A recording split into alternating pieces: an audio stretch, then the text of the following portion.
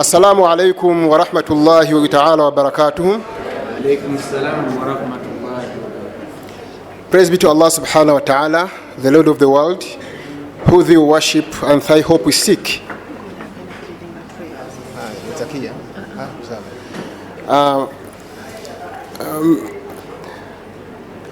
Allow me to read for you our agenda today. We have 13 items on the agenda. So far, one is ongoing, and we intend to have it until the end of the AGM, which is arrival and registration of members. That is item number one. And item number two is a call to order. And allow me at this time, we are behind schedule by almost 45 minutes, 50 minutes. We had to start our meeting at 2, but because of unforeseeable circumstances like prayers, Juma, and some people have been having their lunch, I'm told, we are starting a bit late. We shall adjust accordingly, inshallah. Allow me to call the meeting to order at this very time. And you always the best. Before we go to our item number 3, which is confirmation, actually, if we go to our item number 3, confirmation quorum, I've been informed that we have so far 6 members online, and we have in physical attendance 45 members. Some have registered, others haven't yet registered. And according to our constitution, our quorum is a third of the registered members. At this time, so far, as at 250, the registered members are 59, and the register is going to be updated until voting time. And I've been informed that some members are still paying, are still subscribing, and we intend to have an updated list later. So if we are about 57 who are registered, who are subscribed, and a third of 57, if I use my simple arithmetics, takes us to around 18 members. And if you are 45 so far in attendance with the 6 members online, I can see almost all online members are subscribed. We have our brother Sewan Kabo Hamza, who is the, I have Majuma Naku, who works with URA. Sewan Kabo in the US of IUIU. We have our sister Leila Nachtete, Harima Nantongo, Hawaship, and we have Hadjaya here. And then, yep, they are all subscribed. And out of the 45 members so far registered, I've confirmed that 25 of them are fully subscribed, which means that we have quorum enough to kick off our meeting. So at this material time, allow me to call upon our Secretary for the Religious Affairs, our brother Usama Sewufu, to give us an opening prayer, and then I take you through other agenda items, inshallah. Brother Usama. Thank you. Assalamu alaikum wa rahmatullahi wa barakatuh.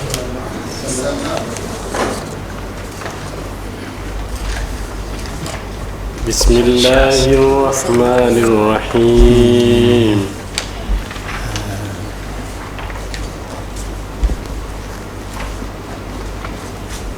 A'udhu billahi minash shaitanir rajim.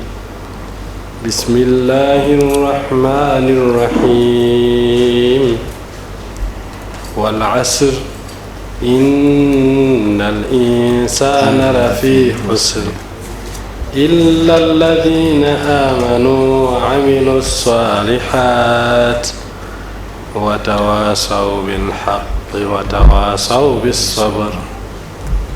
Sadaqallahul 'aliyyul 'azim. اللهم أنت السلام ومنك السلام. آمين. تباركت ربنا وتعاليت. آمين. يا ذا الجلال والإكرام. آمين. يا حي يا قيوم. آمين. يا حي يا قيوم آمين يا من عنده خزائن كل شيء آمين يا رب الكافرين والمسلمين آمين يا رب كل شيء يا رب الرحمن الرحيم آمين لا إله إلا أنت سبحانك إنا كنا من الظالمين آمين اللهم اجعل جمعنا جمعة مرحومة آمين وتفرقنا تفرقا مبروكا يا رب العالمين آمين وصل اللهم على سيدنا مولانا محمد خاتم النبيين والحمد لله رب العالمين آمين يا رب آمين. We are going to agenda item number 4, which is the welcome address from the Secretary General. The person speaking or before you is Kaketu Mahmoud, the Honorable Secretary General of the Noble Association of the Uganda Muslim Lawyers.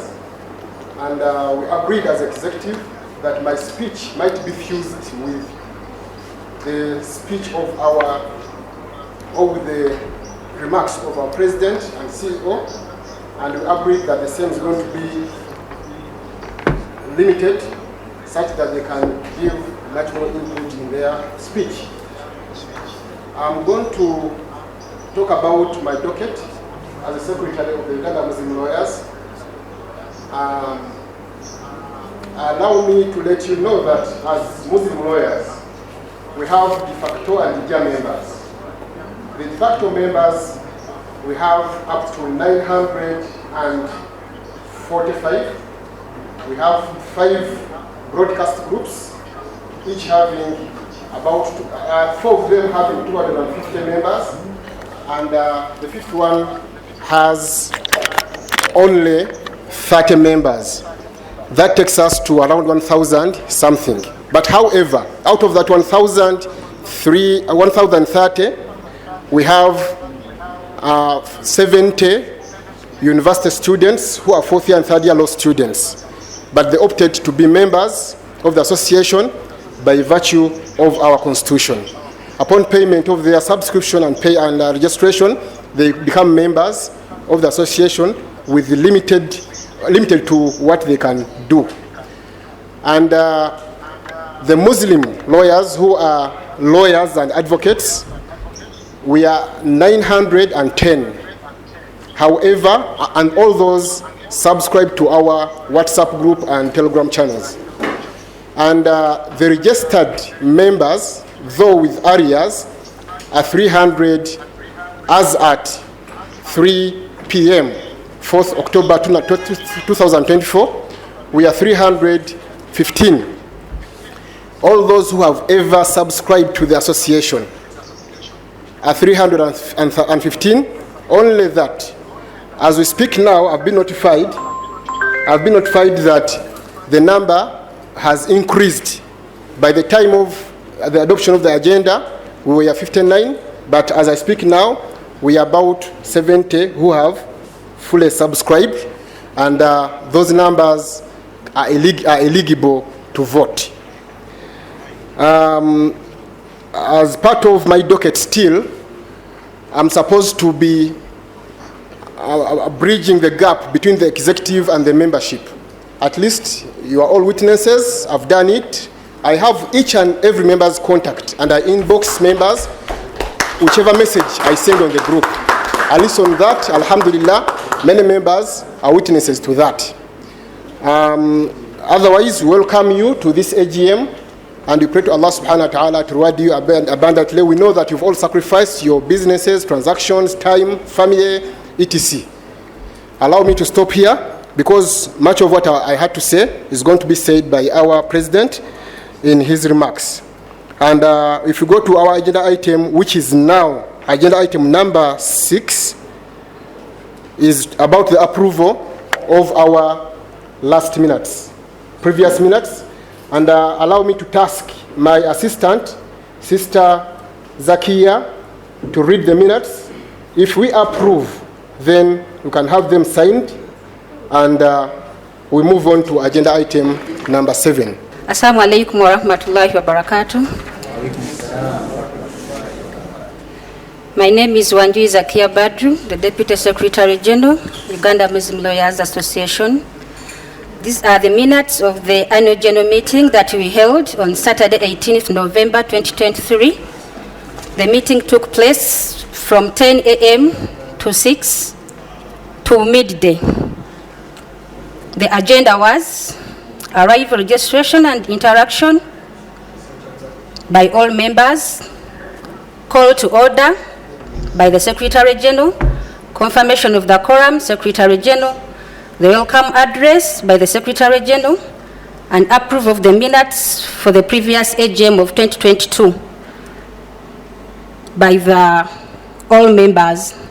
Then we had the President's report, we had the CEO's report, Treasurer's financial report, review of the Umlas strategic plan 2021-2022. It was done by all the members. 2021-2025. Then we had the appointment of the auditors. That was done by the Treasurer. Questions and clarifications from all members. Closing remarks, and then adjournment by the President. Our minute one, the meeting was called to order by the Secretary General, Council Kaketo Mahmoud. He started with reading the agenda and then invited the Council Golo Bachaja Kuzimba Muhammad to lead the opening prayer, which he did. Our minute two was confirmation of the quorum. This was also done by the Secretary General, and it was confirmed that over 15 members were virtually attending and 15 physically. Hence, 30 members in attendance out of the 19 members who were fully paid up. He communicated that we have 270 members, and by the meeting, over 49 had fully subscribed. As such, by virtue of the Constitution, which provided for a third of the membership as quorum enough to further the meeting, he requested members to move the motion to deliberate on the meeting. Council Muhammad Ali Kajubi moved the motion, and it was seconded by Council Shafiq Insada and Her Worship Batanura Rashida. Minute 4, it was the welcome address. The Secretary General welcomed all the members and thanked those who managed to make it to the venue and those attending virtually. He communicated that there were registered apologies for those who did not attend. He thanked the executive members who managed to have the AGM possible, that Article 8 of the Constitution talks about the AGM, and that the attendance had by minute number 4 clocked 40 in number. Therefore, it was in order to proceed. Our item 5 was approval of the minutes from the previous meeting. That was 2022. The Secretary General informed members that in the previous AGM held in 2022 at Fairway Hotel, members attended physically and virtually. He states that they were able to deliberate on many issues, and that although he did not share minutes, the President was going to talk that item in his remarks. Minute 6 was the President's report. The President, Council Ali Kankaka, encouraged members to always endeavor to attend the AGM because it is the only forum where members have authority to air out their issues and decide on leadership rather than on social media, because AGM involves costs, not show off. The President enlightened members that the main aim or objective is accountability and approving the previous minutes. He apologized to the members for the fact that the minutes were lost, but stated that, to his recollection, the members had discussed, among others, subscribing to the association by paying subscription fees, the Umlas strategic plan, accountability, and the Elite Umlas school. The President went ahead and talked about the opportunities and challenges. Briefly, he communicated to the members that as the executive, they have had opportunities and challenges. He stated that as leaders, they are focused and they have managed to build partnership to relevant authorities in the judiciary. By then, we had 15% of Muslim appointments. He shared with the members experiences where the executive recommended Umlas members, but some fellow Muslims write back that candidates are not of their own. He called upon members to participate in Muslim leadership right from mosque levels. He informed members that the executive had engagements with the Equal Opportunities Commission and that it was able to get the certificate for non-government organization. He also informed members that Umlas' application for approval of chambers was considered, but held on the ground that the one we had has a degree qualification if the qualification required is a diploma. The President thanked the members for the support to fellow members who lost their dear ones, but called upon members to consider it be institutional. About the political engagement, the President stated that the executive have stayed in their lane, that we have not involved ourselves in quarrels. Item 7 was about the CEO's report. It was shared in soft copy, and item 9 was the Treasurer's report, which was also shared. Item 11 was review of the strategic plan and questions, clarifications from the members. We had discussions by members. The first member was in Council in Sada Shafiq. He was the President LDC by then. He called upon members to involve in sports at Lugogo. Further, that there should be ground mobilization. He stated that the association is over 18 years old, but he just got to know about it recently when he won the LDC elections and the CEO called him. He recommended that the association should have agents in universities and institutions. About the Umlas Elite School, he advised that to realize a dream, we must have a plan. That's how we can realize the 10 billion. We can realize 5 billion within 3 years. He also recommended that we should look for the means of raising the money through funders and donors. The second discussant was Councillor Senkumba Ahmed. He thanked the executive for organizing the AGM. He stated that as Umlas, we should have a clear policy of addressing issues concerning Muslim issues at the apex. He stated that the Muslims in Uganda are not united. It is said that it is like Umlas. We are only looking at old Kampala. He therefore advised that it should not be the Muslim lawyers to top leaders. He added that we should have knowledge on Islamic issues, that there is also Uganda Law Society and the Dawa Secretariat, but there is a gap of Islamic principles which is our uniqueness. He raised a concern over some executive members who had not attended the AGM. We also had Council Kemisto. He thanked the executive for its participation in the constitutional review of Uganda Muslim Supreme Council. He informed members that the people down the villages are not aware of their rights. He therefore recommended that such people need to be sensitized on the constitution, that is the constitution of Uganda Muslim Supreme Council. Council Kayanja Yunus raised the issue of getting points when attending Umlas meetings. Council Isaac Achagaba was the treasurer, ULS. He employed members to run for positions in elections of Uganda Law Society. He called upon members to plan and start financing the budget. He also encouraged the members to re-strategize for Islamic banking. Minute 10 was about appointment of the auditors. Councillor Kayanja Yusuf moved a motion that the books of account be audited, and it was seconded by the President Emeritus Kafero Isaac. Councillor Fatuma Kakoza moved the motion to reappoint the auditors we have, and it was seconded by Councillor Namboze Saidat. Minute 12 was the closing remarks by the Deputy Secretary General, Councillor Zakia Badru. She thanked the members for attending in large numbers and for being committed to Umlas activities and for the support they extend to the executive whenever they are called upon.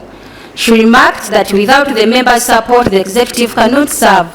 She finally led the closing prayer, and the meeting was adjourned by the President, Honorable Ali Kankaka.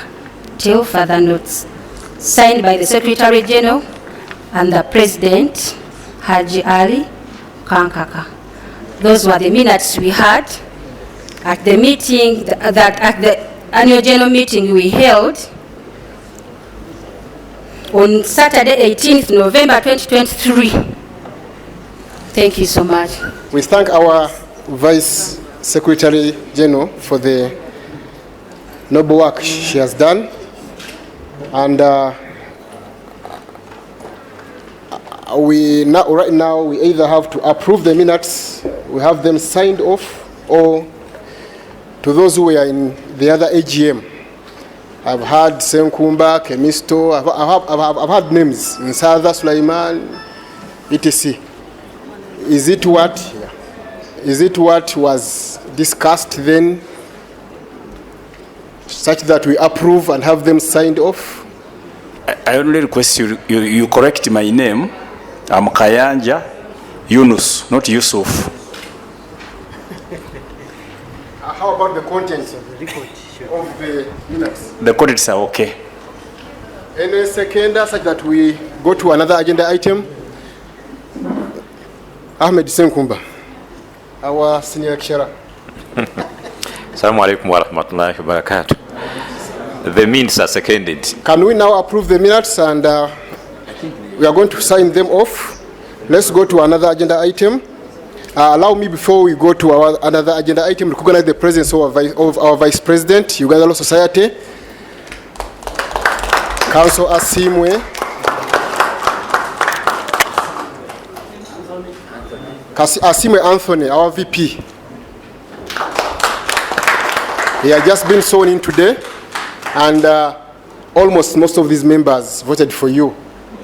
And in particular, we have our brother Huzaifa, who was moving head by head to ensure that you get all the votes. Another agenda item is a report from the President, but part of his report, he told me to go through it such that he waves it in his speech. The President tells me to let you know, members, that in this year alone, our own have lost their relatives. And we have in our records 30 members who have lost their fathers and mothers and children. And in particular, we have lost 7 of our own members in this year alone, between January and September 2024. Among them, we have our fellow council, Sister Bahia Kanyole. Then we have Waisa Ramadan. We have Mahadi Gumisiri Zakizito. We have Nansamba Leila. We have Brother Muhammad Bule Kasasa, who was around 85 years. And lastly, we lost our brother Madrika Mokasa Katikajira. He graduated with his bachelor's degree in law in 1967. He was one of the first lawyers in Uganda, not even Muslim, but lawyers in Uganda. So we lost all those members. Yeah, Waswa. And we ask our brother Sheikh Kasim Chigongo to lead us in sending a prayer to them, extending a prayer to them. Ameen. Bismillahir Rahmanir Rahim. Al-Fatiha. بسم الله الرحمن الرحيم الحمد لله رب العالمين الرحمن الرحيم مالك يوم الدين إياك نعبد وإياك نستعين اهدنا الصراط المستقيم صراط الذين أنعمت عليهم غير المغضوب عليهم ولا الضالين اللهم اغفر أموات المسلمين اللهم اغفر أموات المسلمين اللهم اغفر أموات المسلمين من آبائنا وأمهاتنا وأجدادنا اللهم اغفر لهم وارحمهم وعافيهم واعف عنهم وأكرم نزلهم ووسع مدخلهم وابدلهم دارا خيرا من ديارهم وأهلا خيرا من أهلهم اللهم اغسلهم بالماء والثلج والبرد ونقهم من خطاياهم وذنوبهم كما ينقى الثوب الأبيض من الدنس اللهم اغفر لهم وارحمهم وعافيهم واعف عنهم اللهم اغفر لهم وارحمهم وعافيهم واعف عنهم اللهم اغفر لهم وارحمهم وعافيهم واعف عنهم اللهم ارحمنا إذا سرنا إلى ما صاروا إليه اللهم ارحمنا إذا صرنا إلى ما صاروا إليه اللهم ارحمنا إذا صرنا إلى ما صاروا إليه وصل اللهم على سيدنا محمد وعلى آله وصحبه وسلم والحمد لله رب العالمين. We thank our brother. We may ask Allah subhanahu wa ta'ala to accept the prayer. As I pass over the mic to our president for his remarks, lastly, he told me as part of his speech to request you all members to get rid of the last minute syndrome as Muslims, because Muslims are inseparable with time. If we call the AGM for 2 o'clock, let us be there, other than coming 30 minutes or 40 minutes late. So that is it. Thank you, Brother Kaketo.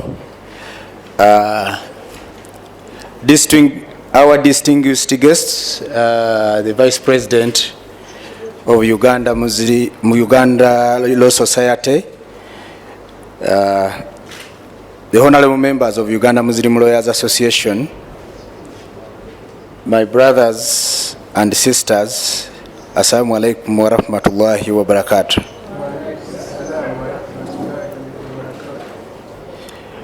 Allow me to begin by praising the Almighty Allah, the most gracious, the most merciful, for giving us this opportunity to gather here today, to be able to attend to the issues of our association, united in purpose, reflect on the journey that we've walked, assess our achievements, and also plan and chart a way forward for the future of this young association. I welcome you to this annual general meeting, and your presence is a clear testament that you are committed to this association, and I'm deeply honored to address you once again. As we look back at the past year, I'm proud on behalf of your executive to report on a number of milestones that we've achieved together with your support. Umlas has continued to grow, not just in numbers but also in influence and impact. We have remained steadfast in our mission to promote justice, uphold the rights of Muslims in Uganda, and support our membership both professionally and personally in the context of our means. So let's take a moment and reflect at that journey. We all remember where we've come from. Honorable Secretary General has told you some of the lawyers that we've lost. Some of them graduated way back in 1960s, and they were Muslims. But throughout that journey that the Muslim community and the lawyers have walked, we were never organized. So we are thankful to the vision bearers who started Uganda Muslim Lawyers Association. I have seen Senior Kabega Musa. Is he still around? Can I see him? Please stand up and say salam. He's outside. Kabega Musa, Justice Sekana, and their contemporaries. Fatuma Kakoza, and others. I can't list the members here. But when they started, they didn't do, because the numbers were still very low. Their organization was limited, but the idea and the seed had been planted. One day we were in the ULS AGM with our late brother, the former president. May Allah be pleased with his deeds and grant him Janat Firdaus, we asked ourselves, why don't we re-energize Uganda Muslim Lawyers Association? Why? At that time, we would go to Uganda Law Society's engagements, and you will even struggle to decide whether you should eat or not. Their menu would have pork. Everywhere there would be booze, alcohol. So you feel uncomfortable to fully participate in the affairs of a professional body, because your personal rights are actually being abused by your presence. So we agreed to revive Uganda Muslim Lawyers Association as a forum for us to assert those rights. We thank Allah that we managed to do that, and we elected the president to replace Just Sekana, who handed over the office, and we started the journey until when we lost our brother during COVID. That's how then I came in, just to deal with the challenges of the transition that was happening. Now, through the years, particularly last year, we have made significant strides in advocating for the rights of Muslims, particularly in the areas of Islamic law intersects, how Islamic law intersects with Uganda's legal framework. Our efforts of pushing reforms in the family law, inheritance and personal status issues have met with positive reception. While we still have a long way to go, the groundwork we have laid is strong. We will continue to pursue justice in these areas with vigor and determination. We have been tracking the Cards Court bill, and my last engagement with the Attorney General and the leadership of Parliament, that is 1 month ago, I was assured that the bill will be on the legislative calendar of Parliament, the current legislative calendar, and we are hopeful that it should come out. Why is it necessary as we pursue our agenda as Umlas? We know Cards courts are existing informally. Many of you, some of you, Councillor Zakia, yes. I'm sure you have attended, you've represented, you've supported some of these Cards courts, whether we are talking at Chibuli or Old Kampala or Nakasero. They are there. But you see, as long as they are informal, the process of streamlining them, ensuring that they actually deliver justice, cannot be undertaken. You all know we love our faith, and there is an assumption that when you are a religious leader, you act in accordance to the principles of our faith. But we also know as lawyers that many of our religious leaders, sometimes when they are presiding over these matters, they leave a lot to be desired. So that's why we need to streamline them, to have professionalized them, and make them as part of our judicial system. That is the purpose of that bill. So as you come in, new leadership that you are going to vote in, please, the focus should be to realize that bill. It will open up opportunities for the younger lawyers, for the Muslim lawyers, but it will also ensure that we are able to deliver justice, family justice and succession justice to our community. The Secretary General talked about in the minutes the legal aid. Unfortunately, we've not been able to get the certificate, the legal aid certificate, for the simple reason that after we submitted everything, Law Council has been very slow.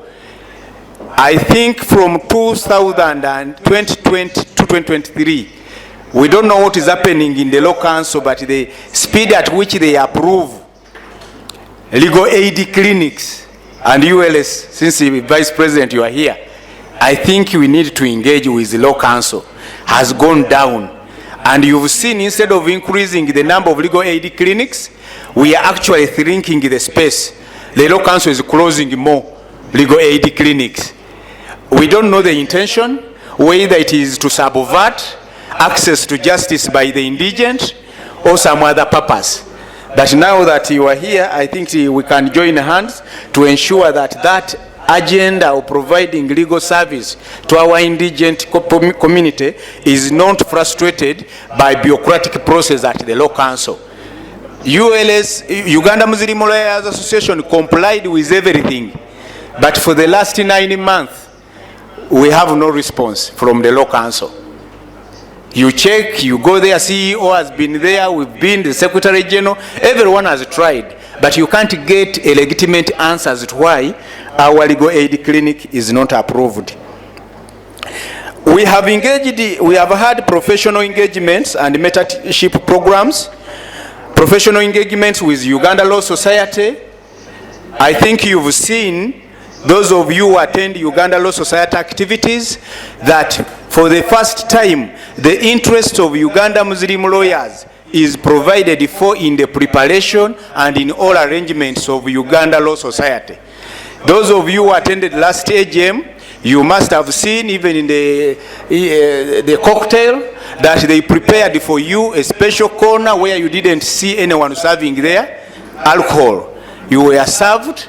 So that is, I think we need to thank Uganda Law Society for that, but that comes from to engagement. Those of you who attended, you saw the Uganda Law Society, apart from hiring a hall for the meeting, they had to hire a hall for our prayers throughout those 2 days. And I think we were able to pray. So that is the result of productive and positive engagement.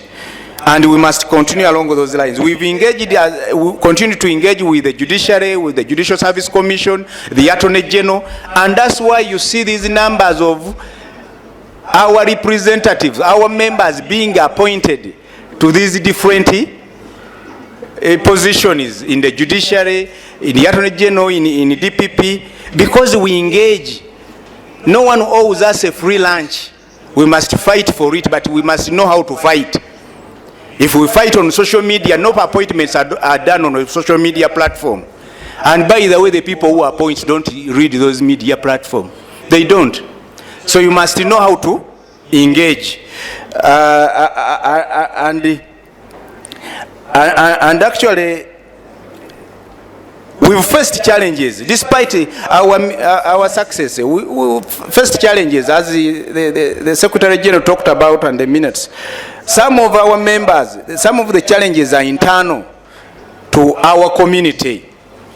Our community has allowed our divisions, small minor misunderstandings, to undermine the strategic interest of our community. Because if I don't agree with Senkumba, my brother Senkumba, on anything, and I stop him from accessing, ascending to a position where he would have served the community better, I think I have done a disservice to the Muslim community. So we've faced those situations, and you've seen these days we've been grappling with the issue of Justice Farida. That issue was created internally because people disagree with the judicial officer. If you read the things these people have written to the Judicial Service Commission, if we were to share them on the platform, many of you may even stop believing these religious leaders. You may stop following them. But as leaders, you must be constrained. You exercise restraint. You say, what does it serve for me to say A, B, C, D? Let me fight and solve the problem. And we are happy that we are reaching towards the end of that challenge. We will solve it through the engagement, but it has not been easy. People don't know what we went through to have these judicial officers appointed. Then you reach somewhere, someone is fighting because he has a misunderstanding of a simple issue. How strategic are we? So those engagements that we've had, both for government entities and private entities, I can see Senior Asuman King is here. Please say salam to this congregation.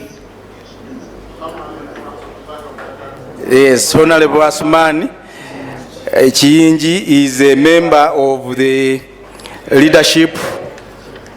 The vice chair is a member and the vice chairperson of the leadership tribunal.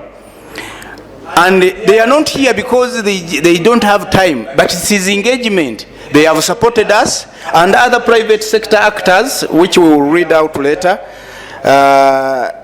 because we've been able to engage. We've had community outreach and public awareness. We've engaged. Many of you who are in the media, you've seen our council, Narukola, who is our publicity secretary, Shadia, together, and Sekalema Kasim. You must have seen their submissions in different forums, because we are trying to engage and educate our masses on matters of law and public interest. And I think Hussein Lukwago, I don't know whether these people are here. They can stand up for recognition. Yes. Yes. Wa alaikum salam wa rahmatullahi wa barakatuh. We have engaged, those are members of our legal affairs committee and publicity. They have done us proud. We've engaged in social media enterprise. Dr. Sarah Kusima will be speaking to our Umlas education service. I want to thank her and her team. These people are dedicated. Some people are saying, why is it not starting? You see, when you are starting a project that is to be impactful, you must go around it, study, scrutinize, and prepare. You don't just say tomorrow, then you start. A lot of work has been done in the background. I think Dr. Sarah is on program. She will speak to it. But thank you, Dr. Sarah Kusima and your team. You've done us proud. You've given up time, resources. You've injected money to ensure that we progress on this agenda. We did register a new entity owned partly by Uganda Muslim Lawyers Association, and partly is going to be owned by you as individuals, called the Uganda Muslim Lawyers Education Services Limited. That company is the one to undertake that project, because Umlas is a company limited by guarantee. For it to do business, it must have another vehicle that actually is business oriented. It will be majorly controlled by Umlas, but each of you will be given, each of us will be given an opportunity to partake, contribute capital, and be a co-owner. We have Umlas FC. Let me take this opportunity to thank the guarantee members of this association for spearheading the Umlas sports team. I think we were crowned the champions of ULS League. The only female top scorer is here. Can you stand up and say salam? I want to thank our team captain, Sekito Moses. I don't know whether he's here. And your team. Also our Secretary General for coordinating our goalkeeper, but you see, whenever you are in the goal, we lost. So we only won you when you are not the goalkeeper, but thank you for your contribution. Now, why am I thanking these people? These people selflessly inject their time and resource. We didn't have a funding vote for our FC, but they mobilized from, we call this one. I'm hopeful that this year, as we start the league, we are going to have a more organized resource mobilization to ensure that we fund our team. Because they are flying our flag high. We are the champions and we want to retain that status. We also participated in the professional corporate league, where we were, I think we eliminated at the semi-final. So thank you very much for flying our flag. Now, there are so many things we can talk about, but we don't have the time. But let me talk about the challenge, because what we've done, you've been there, you've been with us. So I don't want to go through them because of time. Let me talk about the challenge. Yes, because things like the younger lawyers engagement, the senior lawyers engagement, the engagement with the law society and other associations, you've been part of them. The achievements are many. We've been with LDC students, we've been in universities, engaging in new students in the faculties of law. All those are costing money and time and members volunteer. We have students you have paid school fees for at LDC. So I don't want to go through them, but let me talk about the challenges, because we are going into an election. So we need to highlight these challenges as you select or elect our new leaders. They must be leaders ready to address these challenges. Otherwise, people may think that it's a party. In Umlas, there is no allowance, there is no money, it's just hard work. So as you elect people, select those whom you believe are capable of understanding the toiling that comes with the responsibility of leading Umlas. Now, while we celebrate, we must also acknowledge the challenges that lie ahead. These challenges range from discrimination, marginalization, and religious misunderstanding, even within the Muslim community. These continue to affect our community and by extension our work as lawyers, and Muslim lawyers at that. The legal landscape is evolving, and as Muslim lawyers we must ensure that our voices are heard in every arena. Because if our voices are not heard, we have nobody to speak for us. We must ensure and push for greater inclusion as Muslims in policy making. And how do you make sure that you are included? Your people must be at the table. I have seen some of you come on a social media platform Uganda Muslim Lawyers Association. You fight the person of Justice Sekana.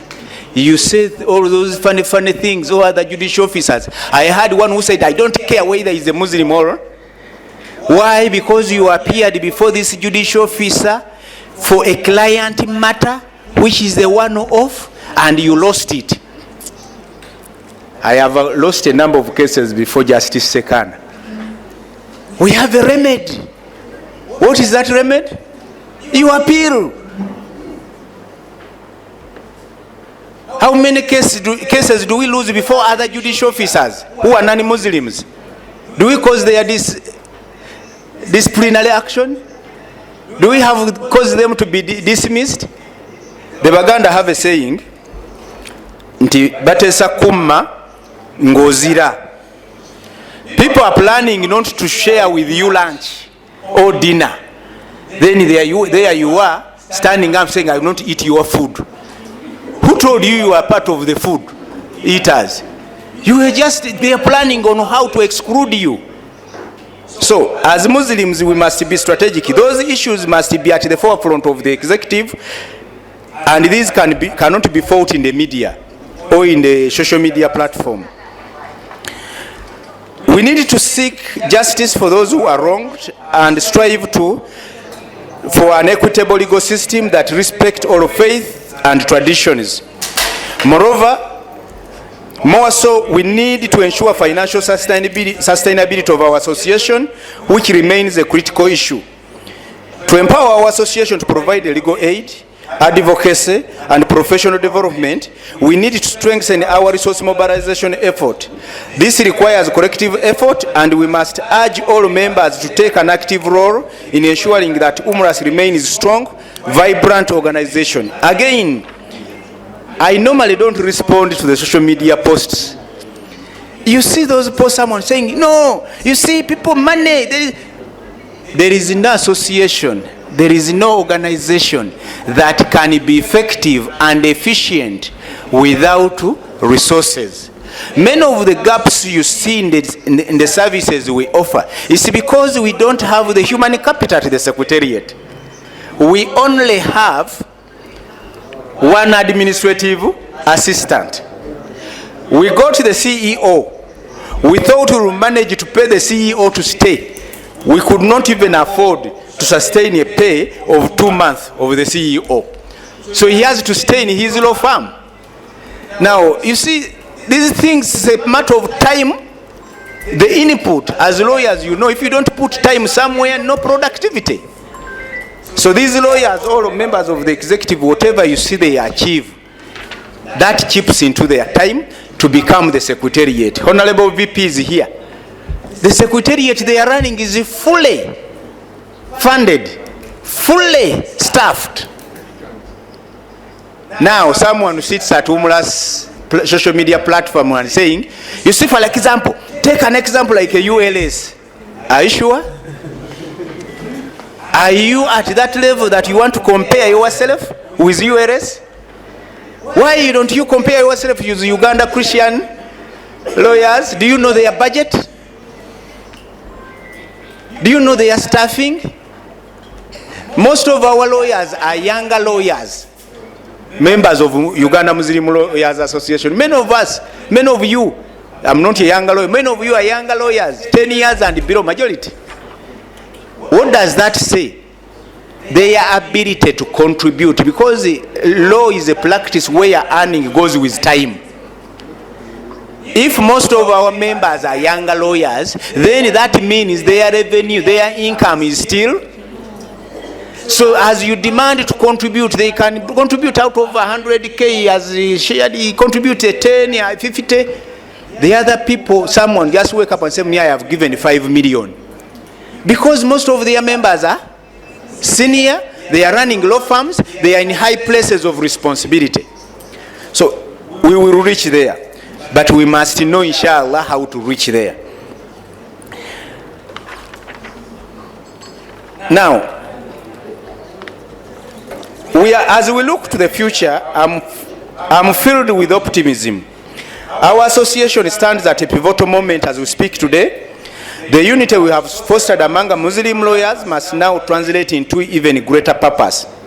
Let us remain committed to upholding justice, guided by the principles of faith, of our faith, and the values of our profession.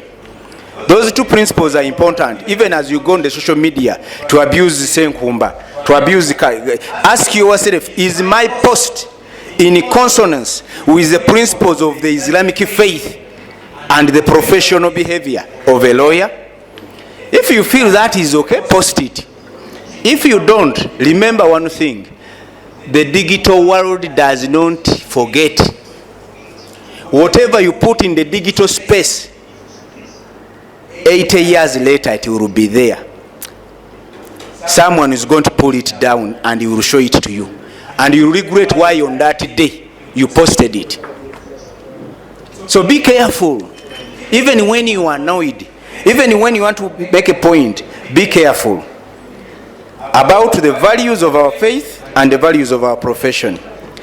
The incoming executive will therefore have to work to enhance our partnerships that we've created over time with our legal bodies, government agencies, civil society organizations like ULS, LAPSNet, and others.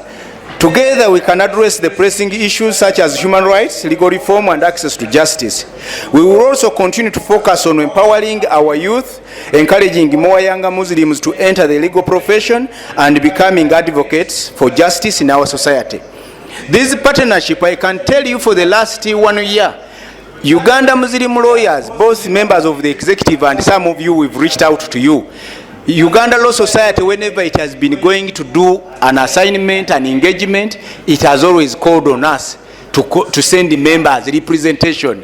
What does that mean? That you are on the table. But assuming you wake up and you start to abuse the president of Uganda Law Society, the vice president, the executive, because they have done one thing that you don't like, I say, let me show them. Those engagements cannot happen. We have to take a deliberate and sustained step and effort to expand the opportunities of our members in private legal practice and public service, NGOs and other international agencies. You see, Muslims are new entrants in the legal profession in terms of numbers. That's why many of us you see here, you say, when you say, see senior Kabega is among your senior Chiyinji, but the other people have had numbers over the years. Since legal practice was started in Uganda, some of them started as Queen's Council. We are new arrivals.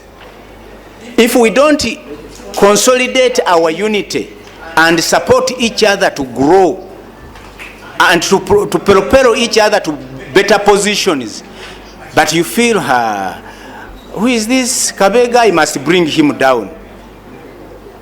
Then we will all be down in a few years to come. And our children will ask, what did we do during our time?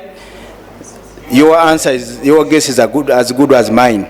So, members, your dedication, as I close, is unprecedented because you've contributed in all the causes we've invited you to help. I feel the heart of gratitude to the entire leadership of Umlas, CEO, Vice President, the entire executive. I'm grateful to have served with you, because you've shown what leadership means. I have not, in the years we've served, directed any of you on what you should be doing in your docket. It has been your innovation, because that is leadership. That's why we elect several people to lead us. Thank you very much. You've done us proud. There has been so many challenges, but we are where we are. We have not achieved all our goals that we set out to do, but we understand the challenges.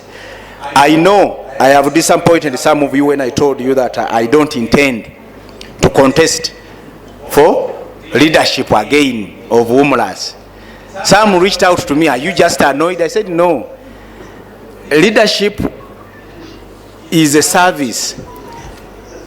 There are times when you know that this is my time to serve, and there is a time when you need to determine that this is time for another person to serve. So when I joined Umlas, that was my time to provide the agenda. The purpose was to provide, and now some people are still complaining. Can I be protected, the Secretary General? When I joined the leadership of Umlas, I remember my purpose was to stabilize the association, give it a corporate look, provide a foundation for us to move forward. And I'm happy in my judgment that we've done that. We have religiously held board meetings. We've held annual general meetings.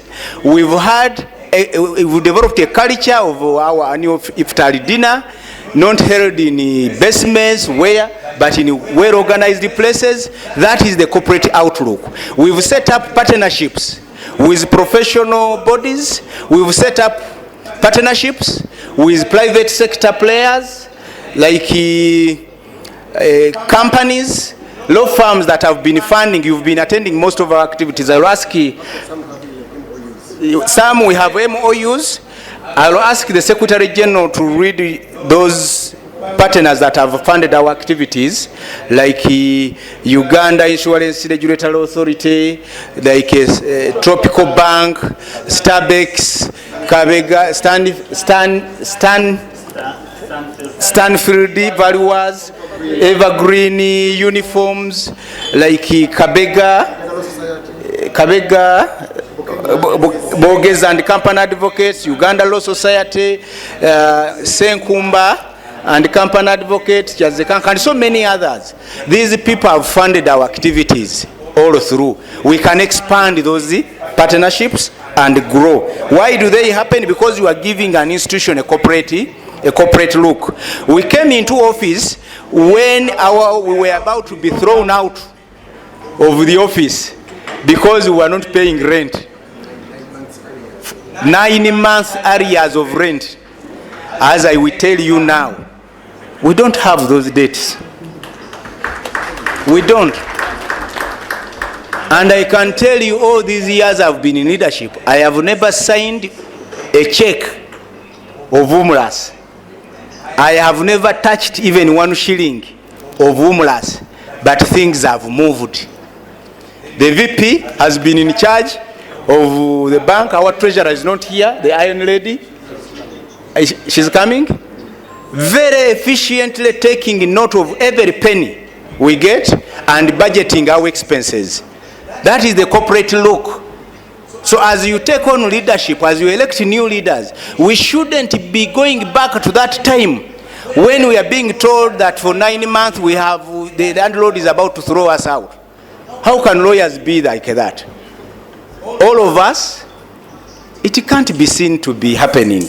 So members, it is for that reason that my role was limited to give Umlas a corporate look. Now that it has that corporate look, let us give it the leadership that can then lead us into the new world. So for that reason, I decided not to, Dr. Sarah, not to continue, but I will continue to be positive in my contribution. We have one of our members arriving who represents the Law Society to the Law Council. So as I conclude, I want to thank my executive and the committee members, because many of you are on committees, the partners and the supporters, you the members, Uganda Law Society, the Attorney General's Office, and other agencies who have supported us as we fight for our place in Uganda. Your dedication, sacrifice, and hard work are what make this association thrive. Together we are building a legacy of service, justice, and professionalism. One that will inspire future generations of Muslim lawyers in Uganda.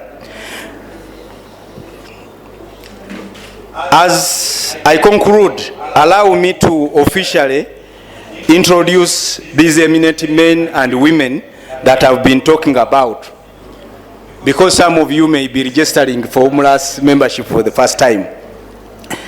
On my left hand side, I have my vice president. She can say salam. Sauda Ansereko.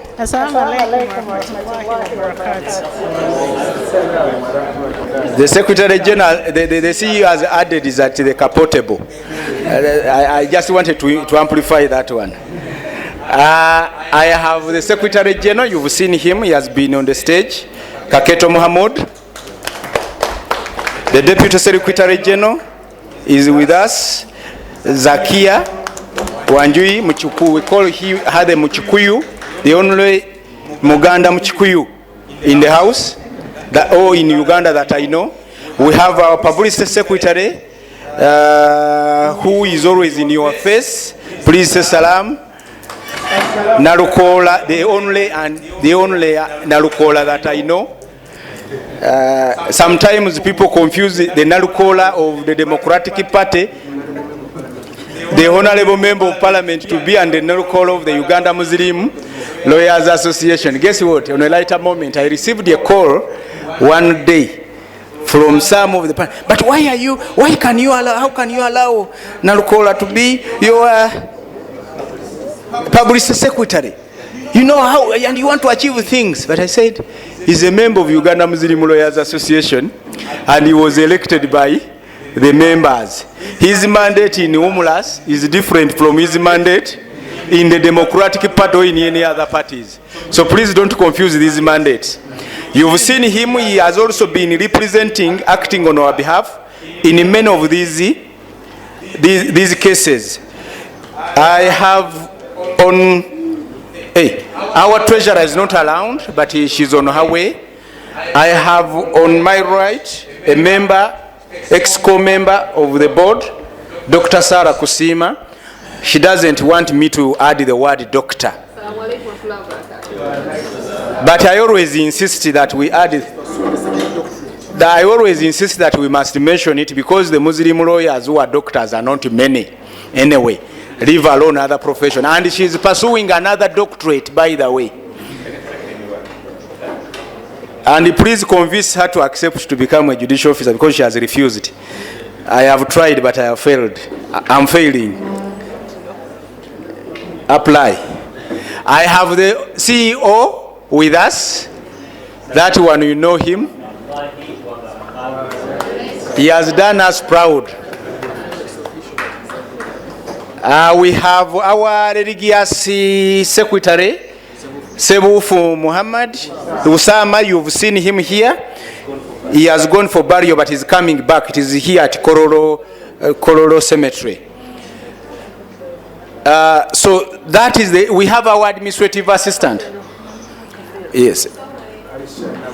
Aisha Nabukera. She's the only employee that we have. Those coming into leadership. We got a second one, but she has been here for longer. CEO, you can't be an employee when I'm not paying. You see, a volunteer cannot be an employee.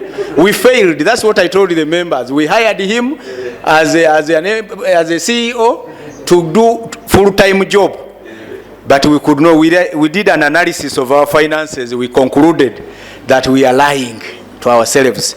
We have Kafero, Council Kafero, Isaac, who is also an ex-co member, who is the former president, vice president of Umlas. Those of you who attended our last dinner, Iftari dinner, I think we were at his chambers. You saw him. He's not with us because he's traveling. So that is the team that we've worked with for all these years. Some of them are eligible for service if you wish to renew their mandate or to give them a new mandate in the new areas. That is your choice to make. We have committees and committee members, but those ones can be introduced later. With those few remarks, I want to end with one thing. In the minutes we said, we decided not to, in our last AGM, to participate in the quarrels that exist in our community. But many of you have fought hard to push us into those quarrels. But we've also fought hard and resisted to join that. Because you see, in those quarrels, many of you members, you have sides. Now, when your executive also chooses to have a side, what will happen to the association?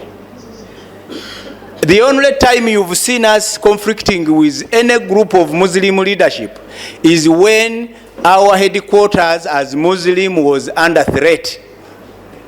That is the only time, and that had nothing to do with the quarrels of political Islam. We were dealing with a specific challenge that required a specific intervention, and we did a lot of consultation from our senior lawyers, the judicial officers. It was inevitable for us to take the action we took to create another avenue for those decision makers to know that the fight is long and tough.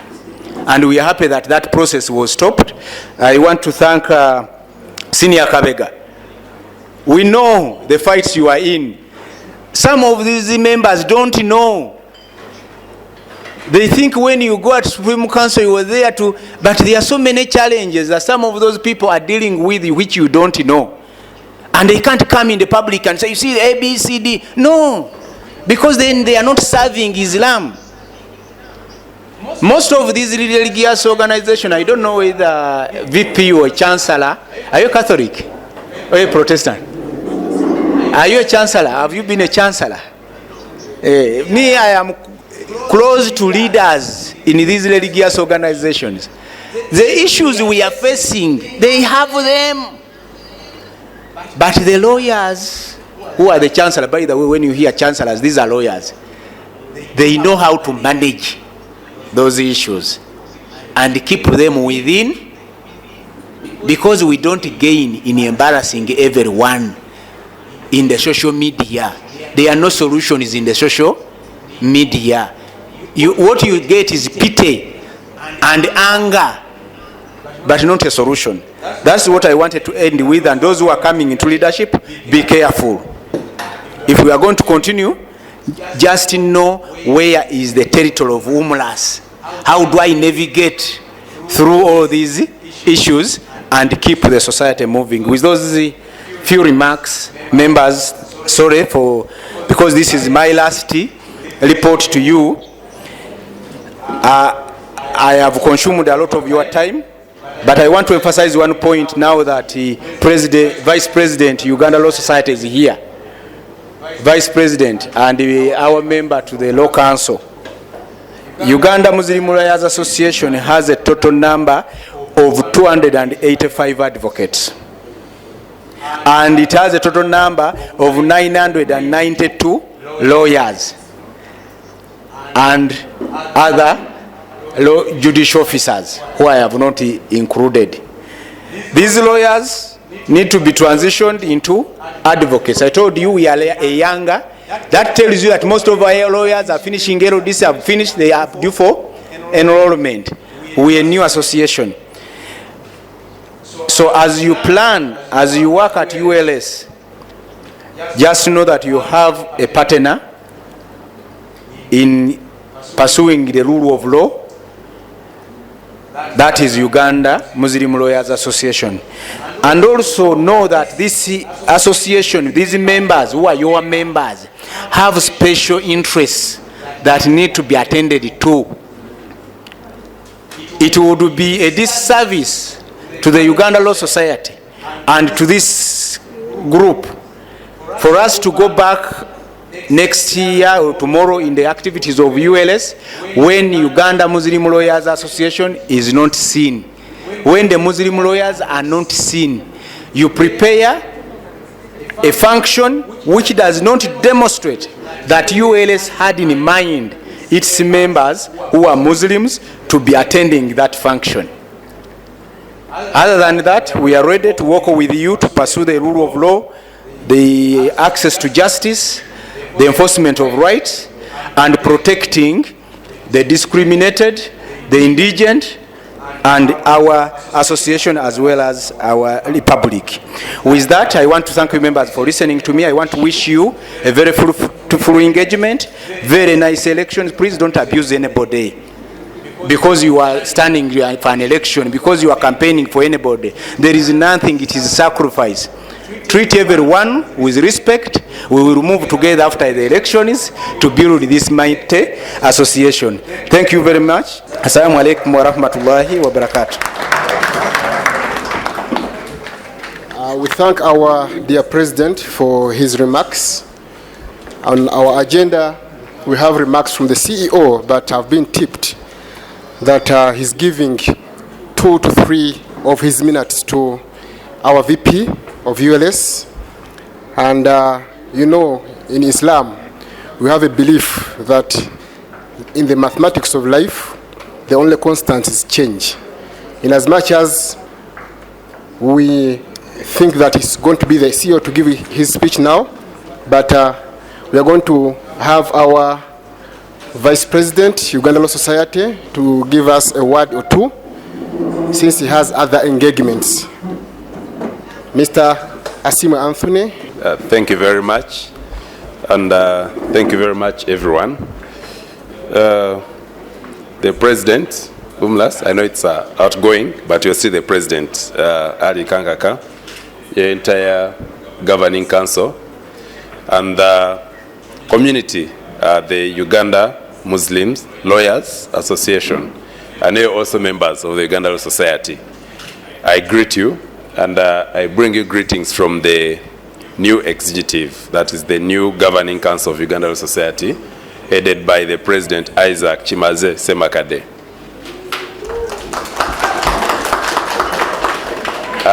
Just like the President stated, we just had a swearing in less than 2 hours ago. So I must proudly say that this is the first engagement we've had as council with members of the society who happen to be the Muslim lawyers.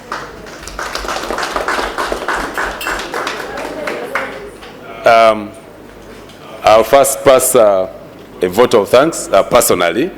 When the President was talking, I was looking around the room, and I noticed I think majority of the members here are either closely known to me, associated with me. Others are my classmates, some are my personal friends, and the bigger part of my campaign team is in this room. I used to joke around with Huzaifa. You mentioned Huzaifa, and I had colleagues who used to call him young man, and I think Malik. But they're the ones that led my campaign team. And I really feel I'm part of the family.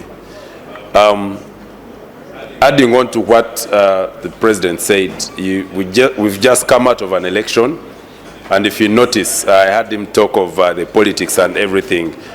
This election almost divided us.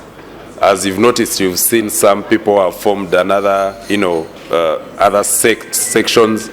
But I must say that once you've been elected into office to lead the Ugandan society, it is a statutory body. It has a statutory mandate. We can do so many other things, but you cannot do much. You cannot do anything beyond what is provided for in the law. And what I can commit right now is that the council is available and committed to work with each and every member of the society. You've heard of the partnerships. There's a partnership with Uganda Muslim Lawyers Association. I can commit that that partnership is there to stay, and we intend to leverage on that. While the president was speaking and while I was seated here, I was looking at the vision and the mission. And when you look at the vision, the mission, it's not any different from what the Ugandan society stands for. I know you've heard us talk about the radical new bar. It's what we are saying. But again, when you talk about the radical new bar, it's still in enforcement of what is supposed to be done, the mandate that is given to the council and to the law society, regardless of the mode of executing that. But it doesn't change that. And what caught my eye was the last part. It's a leading Muslim organization promoting inclusive public policies, competent and strong multidisciplinary legal, social and economic interventions for the vulnerable.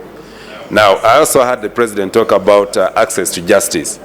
If you've been following, you notice that access to justice is one of the major aspects, the major areas that are being focused on. When you talk about human rights and fighting for the rights of individuals, access to justice is one of the major rights of individuals.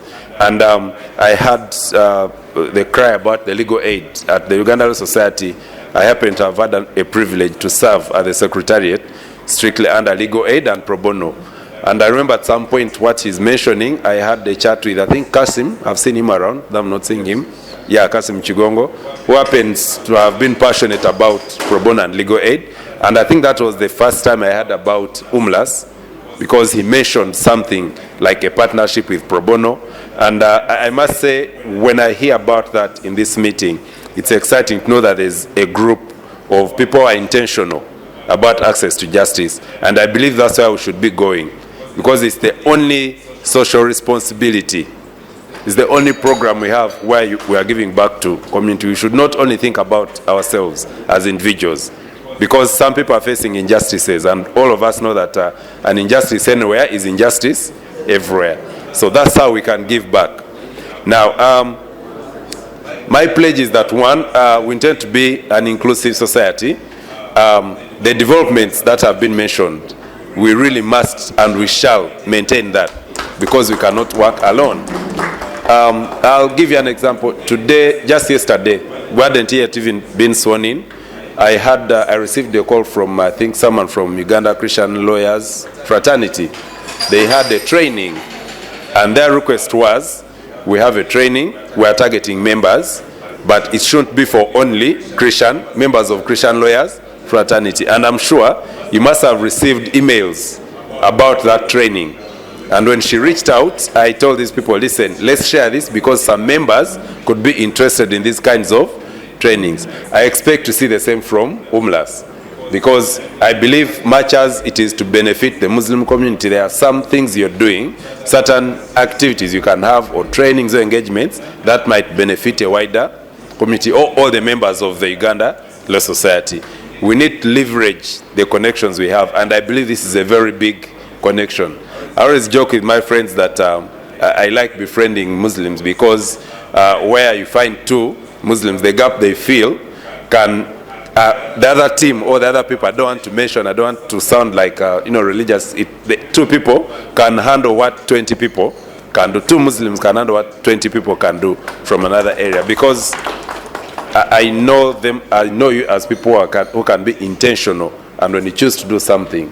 So the way the Secretariat is running, without the funds and all that, that's a discussion we can always have through engagements with the council, probably that is coming on board, because I believe we can work together and develop or leverage on other people's experience and expertise.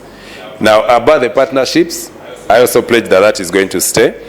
Through the engagements, you can have continuous engagements, and please do not hesitate to reach out. As you're aware, we are a new council that has come on board, and there are so many new things. We are open to learning. We are open to learning, and we are open to guidance and advice from some of you people who are at least older, who are more experienced, and we are really a teachable council. We are willing to learn. We have an open mind, because you cannot run this alone. Now, we shall continue opening the doors and having engagements with you and partnerships. And I honestly believe that with that kind of partnership and with engagement with the Uganda society, Umlas will go ahead to achieve what you intend to achieve in your vision and mission. Thank you very much. I wish you the best. Assalamu alaikum wa rahmatullahi wa barakatuh. Ladies and gentlemen, I've just realized that this meeting is too serious. So I'm going to start by making a very light note of it. And this light note is about the biggest mutablik I know in the gathering, that is Goroba Muhammad. He has the widest beard. May he say salam. Then I'll tell you the joke that he cracked.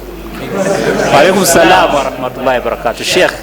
So, Council Kaketo, being the Secretary General, went like, but Goroba, why don't you take interest in Umlas activities? And being the tabligh that he is, he said, Sheikh, interest are haram.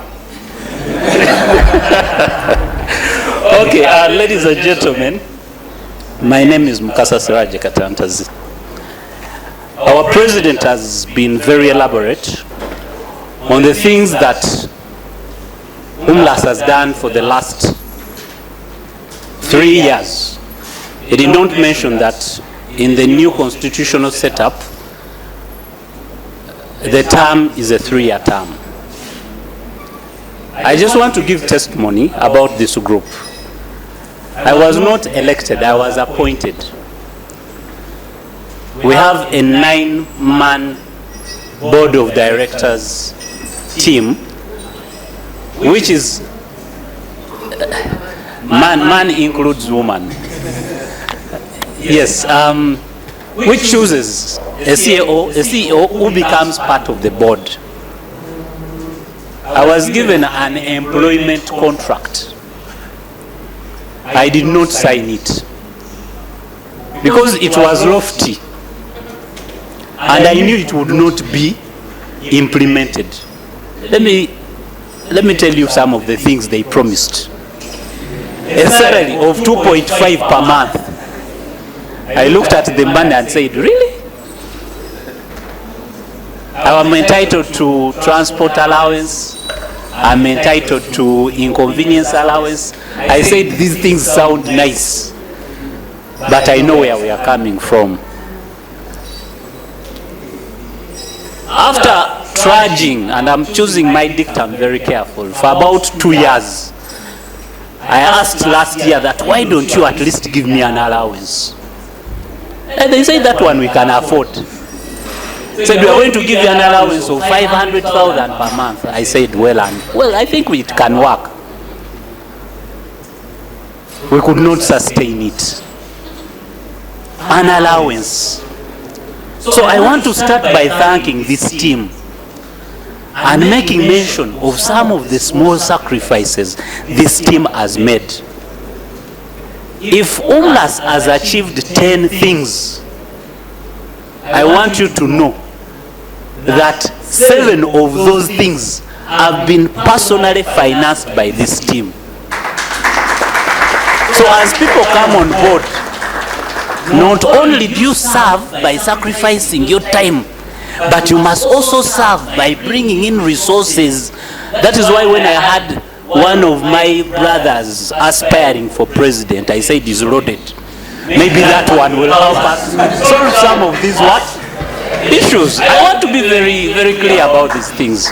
My brother Mubonde can testify. So that is one. I am particularly proud of this team. When we started the rent thing, we said, how do we come up with a way of sustaining? At least let us have some space where we can sit. And that is how the 5K drive begins. Because we said if we have a membership of just 100, and each person is contributing 5,000 per week, 5,000 times 100 translates into 500,000 every week, which would mean that at the end of the month we have 2 million to at least run the organization activities. Even that one, ladies and gentlemen, we don't do. I said I'm going to be light. I am serious, but in a way I want these things to be light, such that we check ourselves. This year we held the annual Ramadan iftar dinner.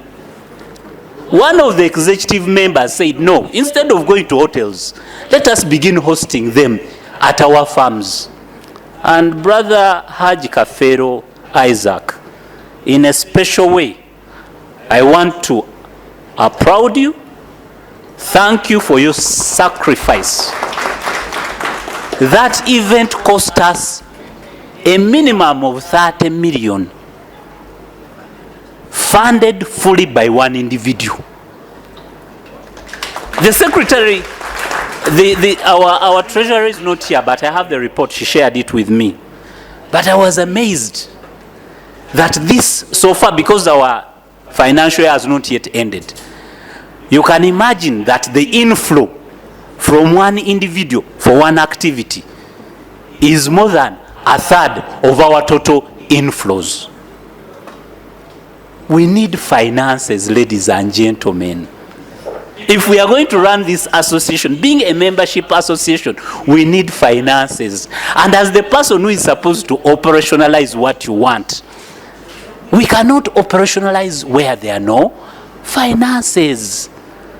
So, all the excitement we have on social media and whatnot, let us translate it into action. Then you can hold us accountable. But otherwise, when you push somebody and he's saying, but well, why do I even put in all this effort when all I get is stick? Sometimes you also want carrot. You can provide carrot and stick, but it can't only be stick.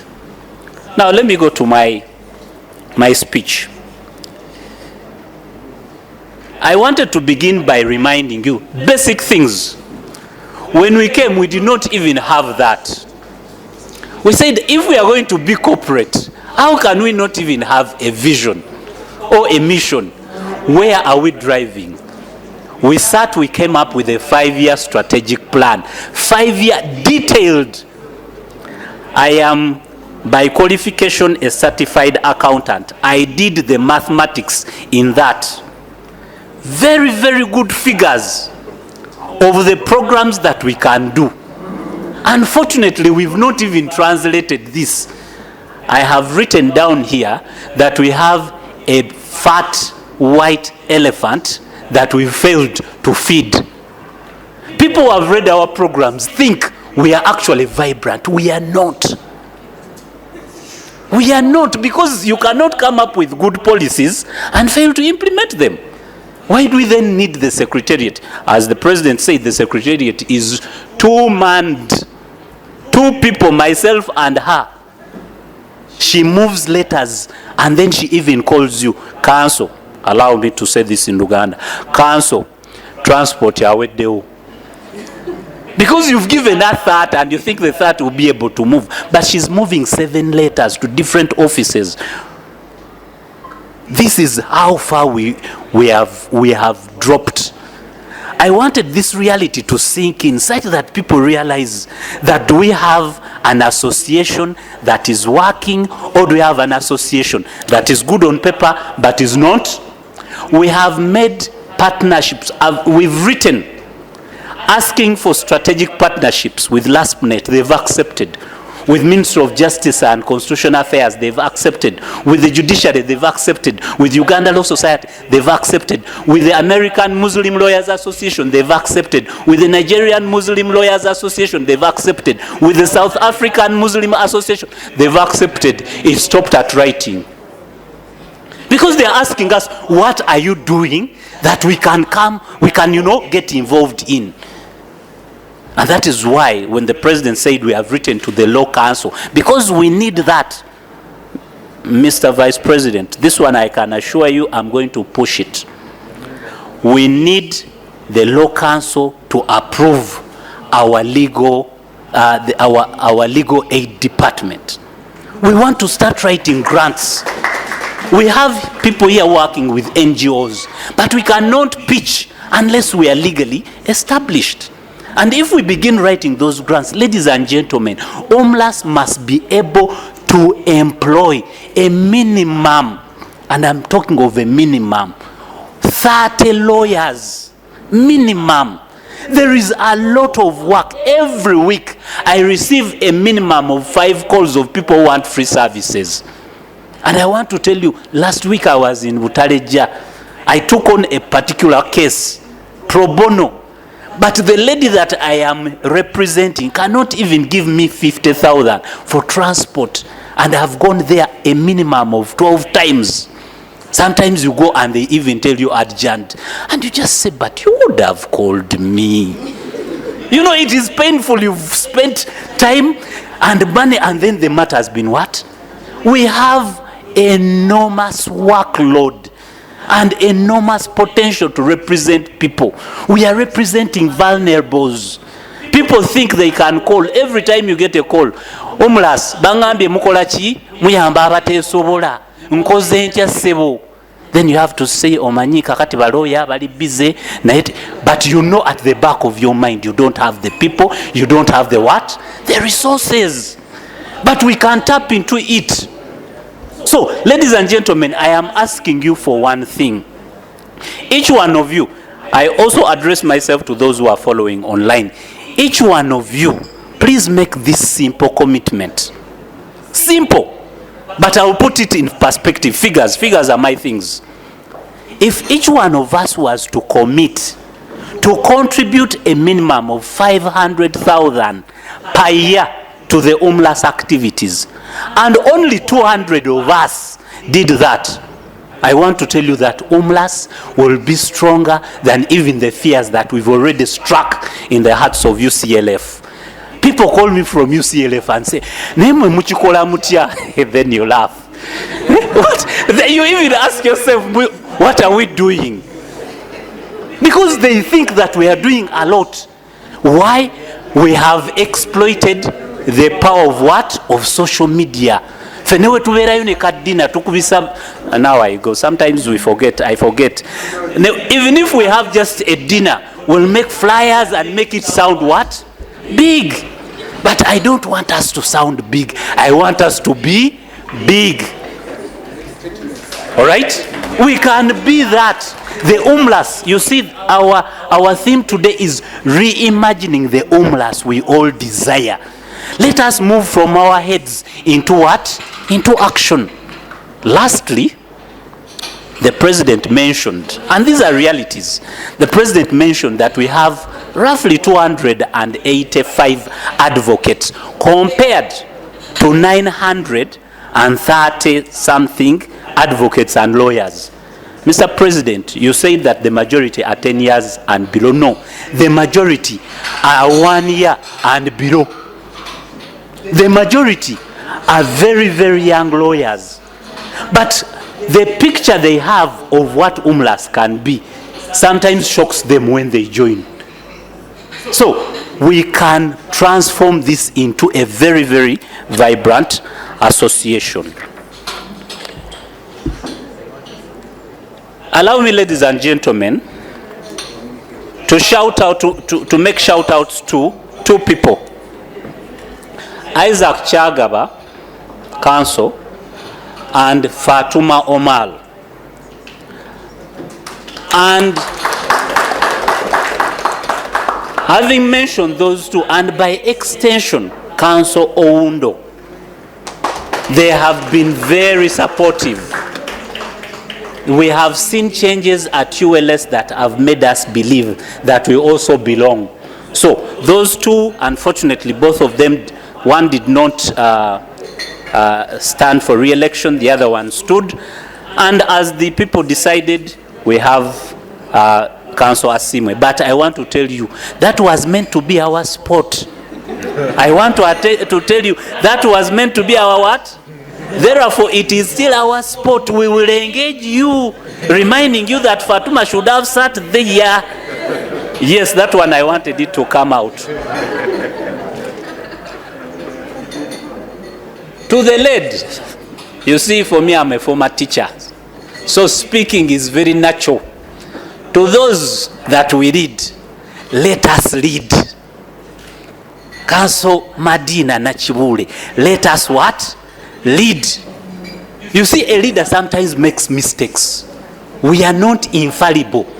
But you give a leader support. You don't pull them down. Let our leaders... Let our leaders lead. I like people who call me and say, you know what, CEO, isn't this possible? They not only, realize there's a gap, but they also provide solutions. Let us provide solutions. Social media, I don't respond to social media. I see them, I laugh. This morning I was amazed when somebody realized that the graphics we had sent, which was deliberate, using vintage, old style looking paper, the guy commented that and I was like, is this really paper? So yes, you can criticize, but let us look at the bigger picture.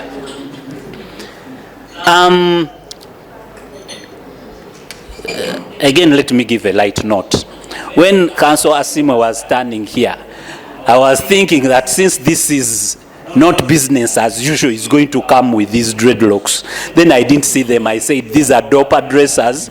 Maybe the president will also slowly come back to the fraternity. But it is not how you dress that matters. It is what you put on table. We want tangible change. That ULS, the apathy you see there, is because people feel there is something that is not writing. Uzaifa, I have heard that you have been the chief. Where is Uzaifa? The chief campaigner. I did not get some of the talk. And I also know that some people here have been seriously campaigning for some candidates. I am the CEO. I collect a 10% on everything you get. All right, finally, ladies and gentlemen, we started a project, the Umlas Elite School Project. We have shared, it is the only document we have shared with you. Look at that project. Isn't it possible for us to have that project actualized? We have now got a second benefactor. Remember, we had the first benefactor giving us 10 acres. Those 10 acres were not given without other additions. Sarah, the benefactor, gave us planned, approved plans. Gave us people who can help us, move the project forward. With the foundation and one block is already standing. Umlas is owning. Remind me, what is the percentage? 51% of the stake in the Uganda Muslim Lawyers Education Services Limited, which was the special purpose we have created to run this, was a separate profitable arm of Umlas. Now, what do we require from you? We've already got one person who is saying that if Umlas is failing, I have an investor. The investor is, by the way, Somali, and is interested in a world-class school that is run on Islamic principles and ethos under professional management. But we said that this project cannot belong to a few individuals. So we are asking members to subscribe. Each of the executive members took one share. One. Because we want as many people. But that one share, if you look at our proposal, we are thinking one share minimum should be like 20 million. But now when people say 20 million, if you want small things, we can start things of 5 million. Even 5 might not be small. Or maybe 500,000 or 50. But this is an elite school. It is a major project. We had consultants. They gave us projects, prospects of how and where we can be. So I am calling upon you that that baby should not be allowed to have a still birth. Finally, ladies and gentlemen, today, I want to say this one. Today we are going to have elections. As a team, we will work with whoever comes on board. But I beg you, support them. The support comes beyond today. Can you imagine, this is the biggest we have ever had. This is the biggest, by the way, this is the biggest. Now you can imagine, if this is the biggest, how were the others? All right, we are supposed to talk about serious stuff. I have been a bit unserious in some of my comments. Mr. CJ, please take the mic away. I want to thank very sincerely everybody who has contributed to the holding of this function. Where is Brother Kabega? Musa? I know, I saw him come back. That gentleman is a silent man, but he contributes. I have my mundu many people. You give a call, they don't even question. After I used to be one of them. These days the pocket started drying up, but she's coming as treasurer. I had her stand for that. Maybe the money will come back. But there are those people, if we give you those calls, I think sometimes we've been using Brother Kaketo. If he gives you a call and says we have this project, please help. Please help. This year alone we've been able to put 2 people back to school. Not just any school, but law school, law development center. The difference you create in the lives of those people is lifetime. They will come back and they will help as many others as possible. So we are sowing seeds that will definitely germinate and let others germinate. Assalamu alaikum wa rahmatullahi wa barakatuh.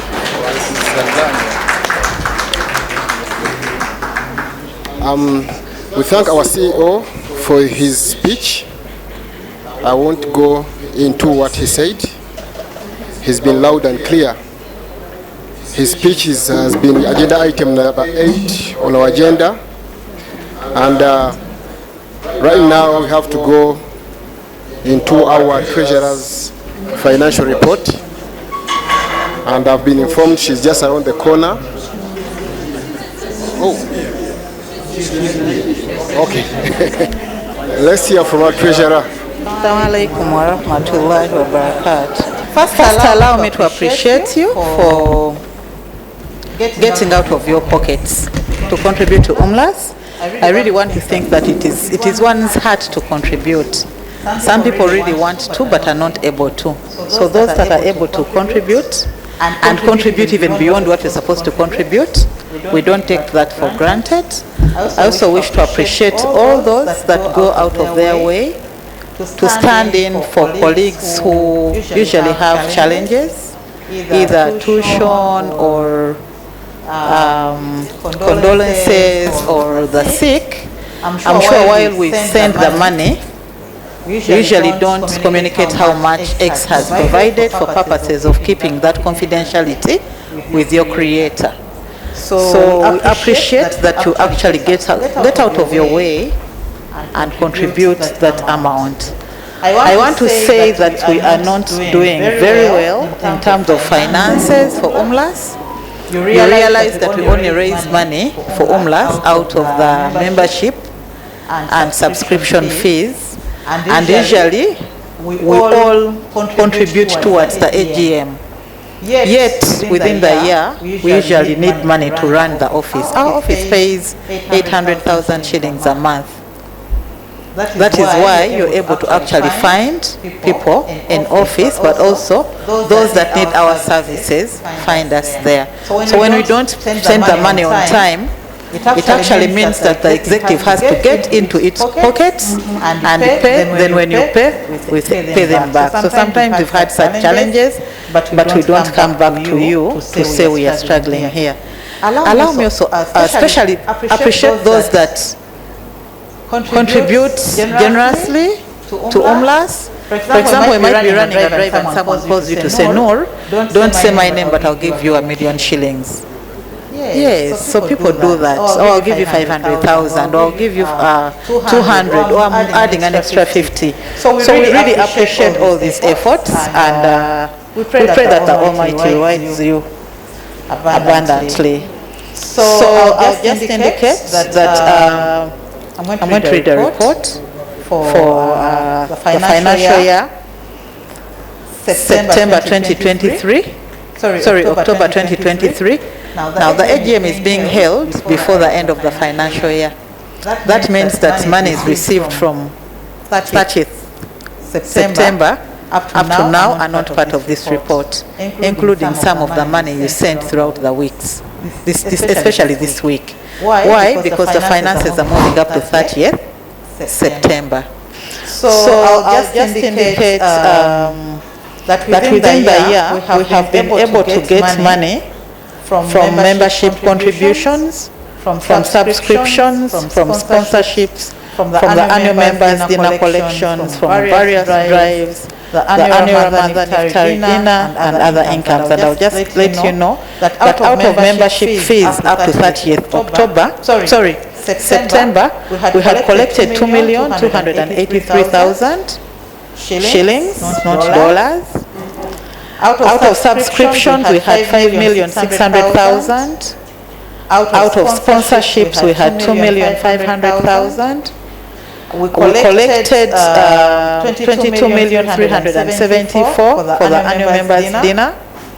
We collected 19,256,000 from the drives. The drives include birthday condolences. Yeah.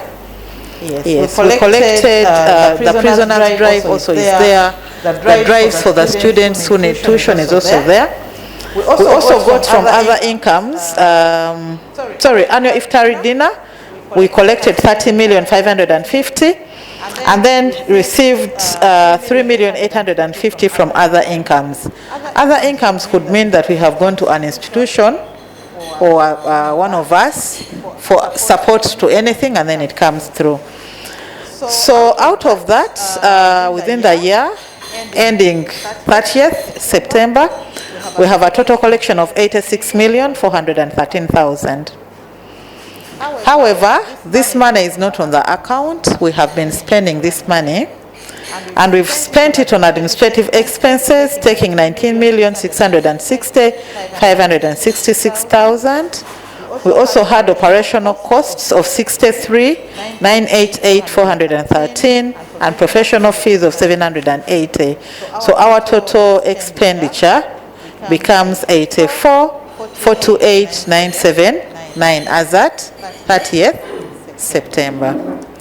So I wish to indicate to you that we are not doing well. If you've done some bits of collections, you realize that by 30th September we had about 2 million or less on the account for this year. So incoming treasurer, I don't know who it will be. We still have a lot of work to do, but also incoming president. There's a lot of work to do here for us to be able to raise the money. This money is exclusive of the money I have, the money that you've sent, the money that I'm keeping. I am updating, even now I'll be sending an update from us. So I think I should be stopping here. and appreciate you so much. Thank you. Maybe members, naturally the annual general meeting should have the audited accounts for your approval.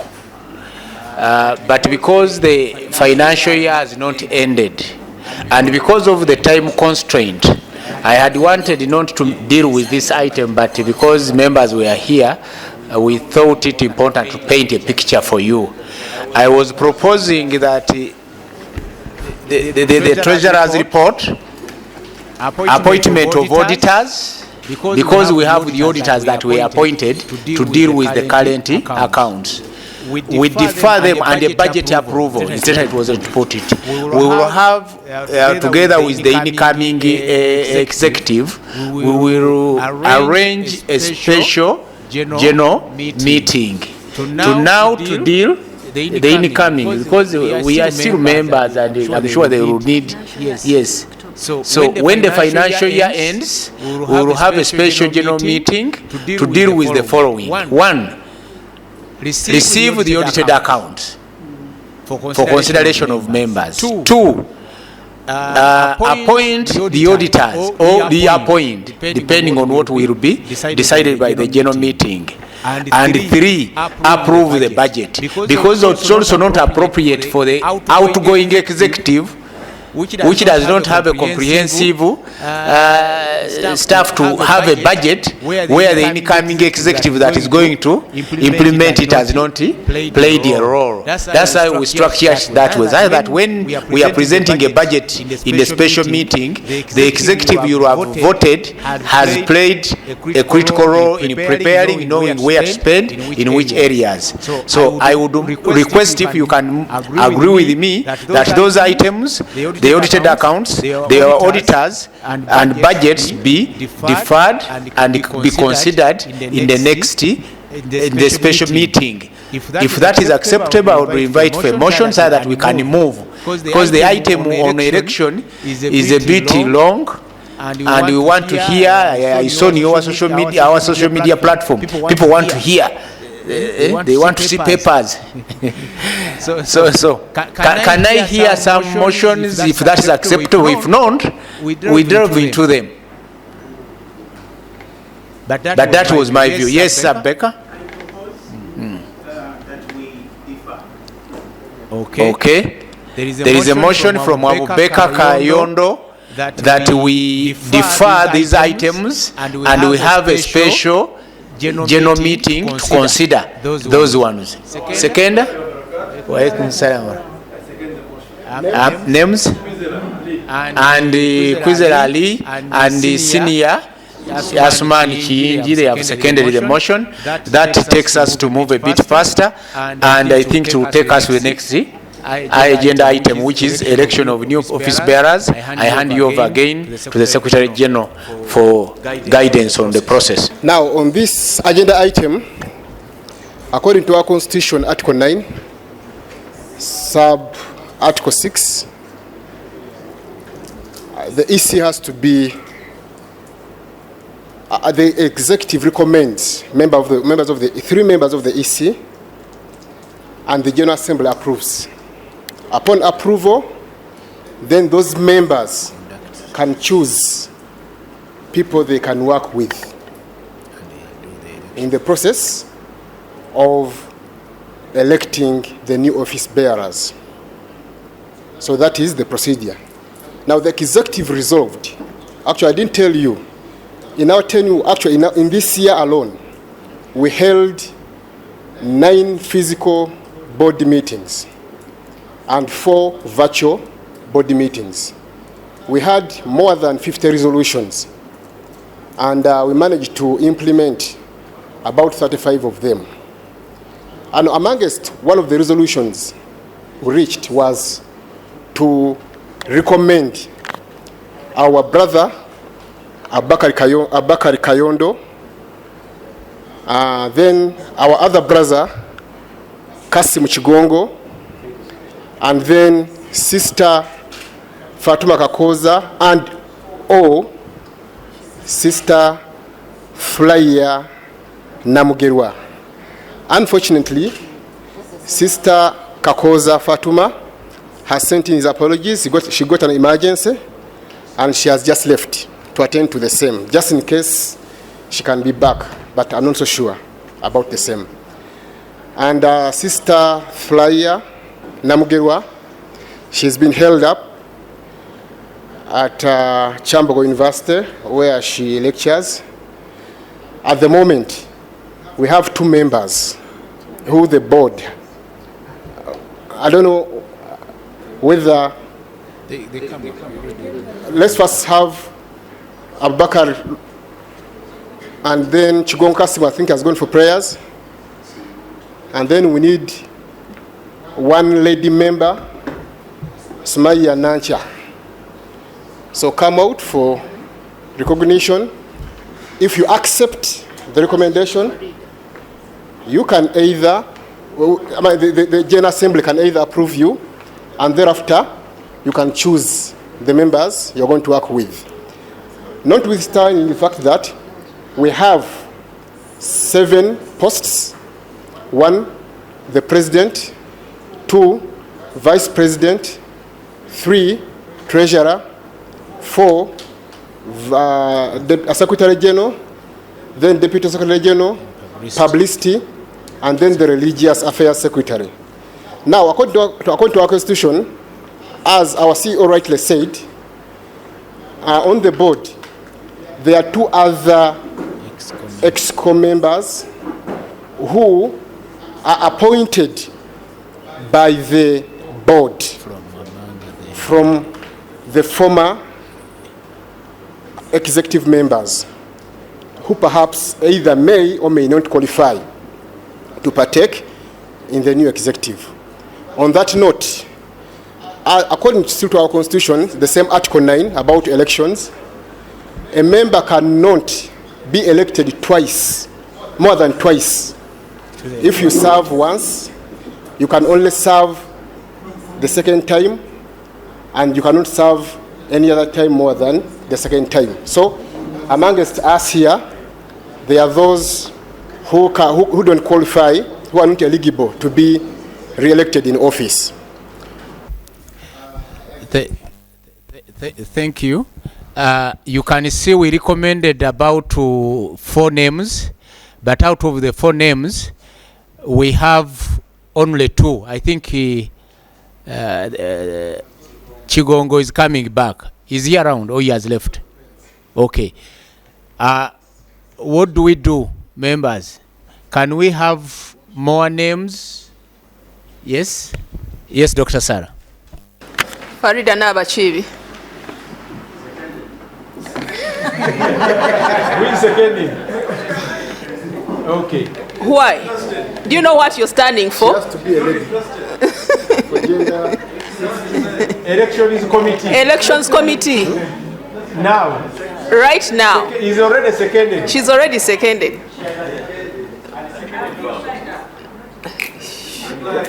Kati wazze kola. Nakaziwe Nuriyat. Maybe she's standing, that's why she's declining. She has a conflict of interest. Yes. Nakaziwe. Can we have another name? Nakaziwe Nuriyat. There is a name here. Yes. Kindly, please. It has to be a lady. The lady. Alhamdulillah. So now. Okay. Please come and serve. We don't want to be accused that we engineered the succession plan. That's why it is you to approve. So we have 3 people. Members, up to you to approve. According to our constitution, you must approve them to conduct your elections. If you don't, if you have any issues with them, say that one we cannot allow. Those who are in for the approval can raise your hands. I think by consensus we can say we allow them to conduct our elections. So thank you, congratulations, and thank you for accepting to serve.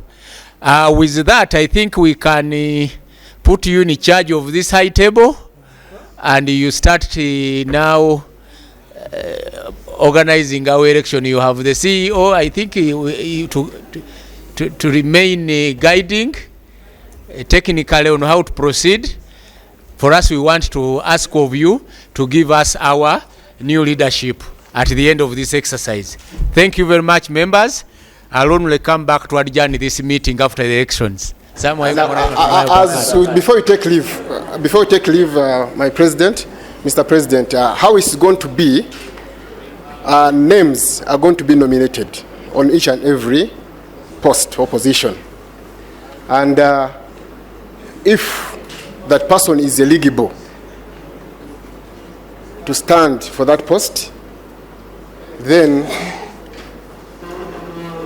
he can contest for the same. So that is going to be the procedure. Nomination, someone is going to nominate a name on a certain post, and then we get a seconder, and then we move on. Otherwise, we hand over the mic to the CEO to...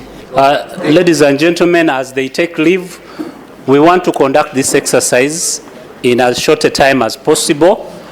But at this moment, because of the complexities and uniqueness of our association, I want to come clean. I have been moving with all the ballots.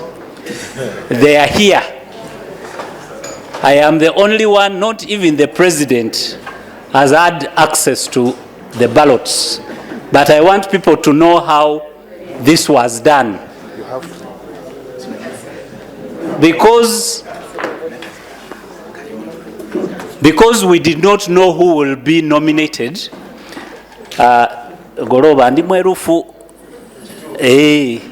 because we did not know who is going to stand for what, I want to share with you our proposed ballot paper. The proposed ballot paper looks like this. This ballot paper is for both president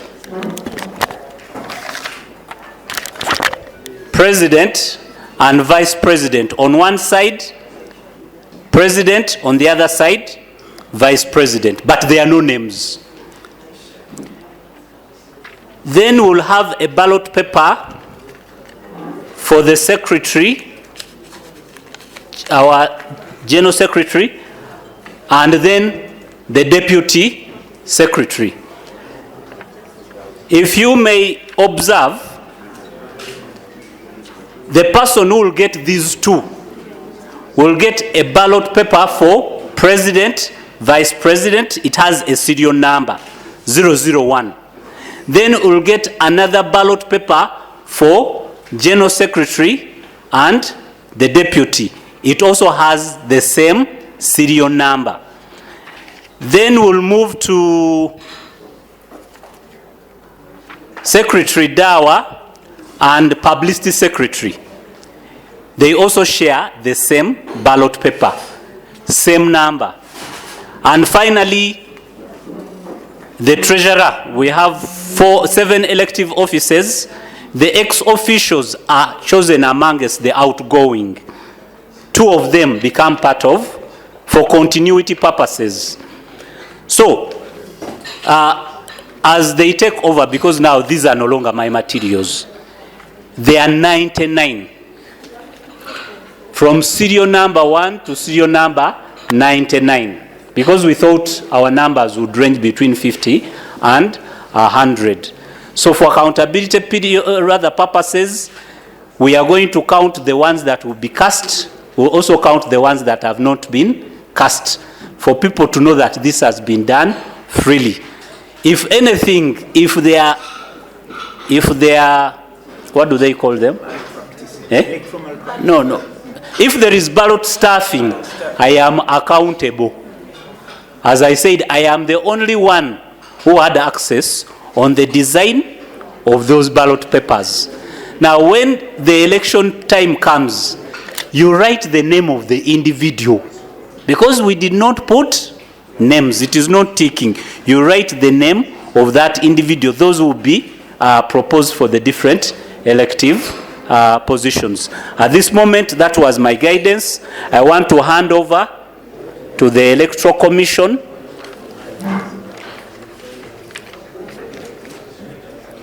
We also, Brother Kaketo, according to our constitution, we do secret ballot.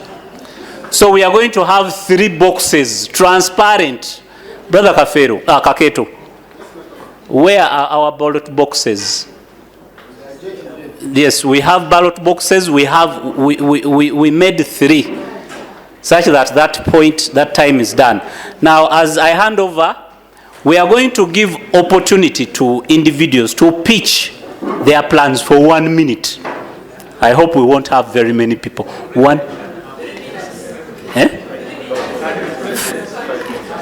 People are suggesting that the president at least should have 5 minutes.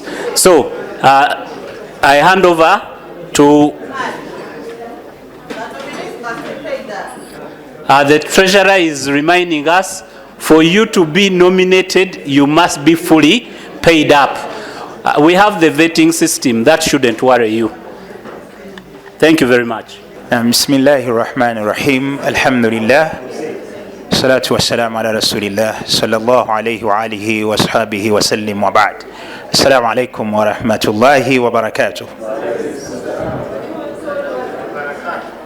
We feel very humbled to have been tasked to lead this noble cause of choosing the right procedure to follow while achieving the leaders of the noble profession. We are very humbled, and we pledge that we shall live up to the mark with your assistance and support. My name is Kayondo Abu Bakr. Others call me Abu Beka. I don't mind. I have been tasked to lead the team, I'm told, and I want you to confirm that.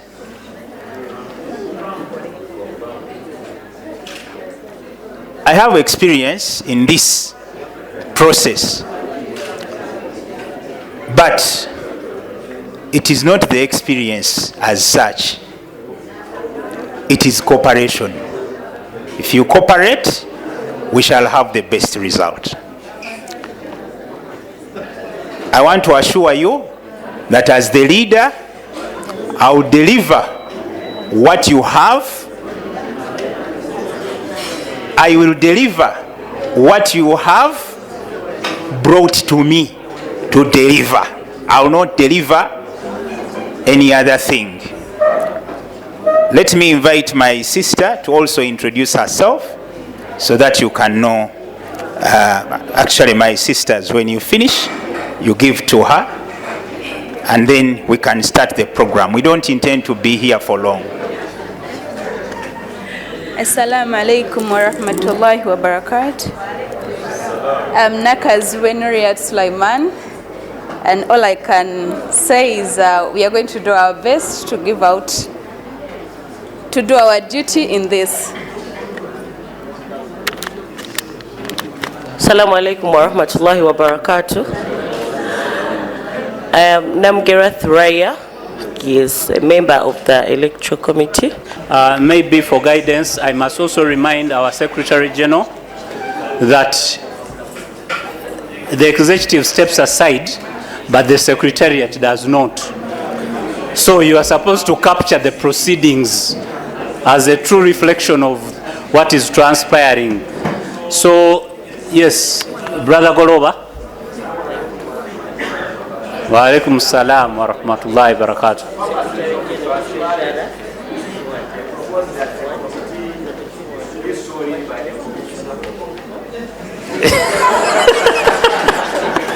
There's a proposal that for purposes of transparency, the committee be sworn in officially, and they pledge to do what they are supposed to do.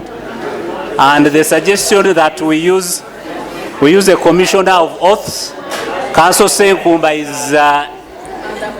is a commissioner of oaths. Can you please do us the honor of swearing in this team, such that they start their duty properly. Assalamu alaikum wa rahmatullahi wa barakatuh.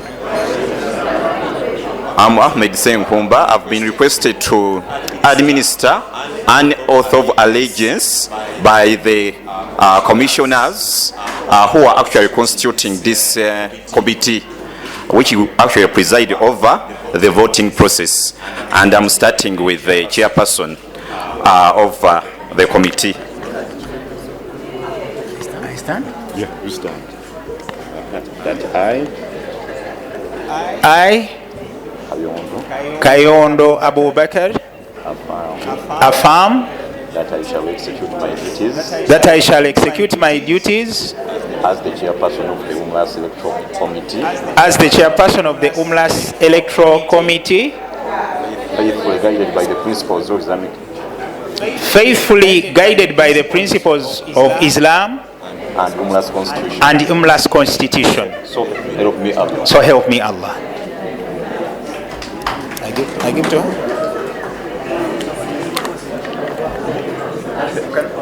It's fine.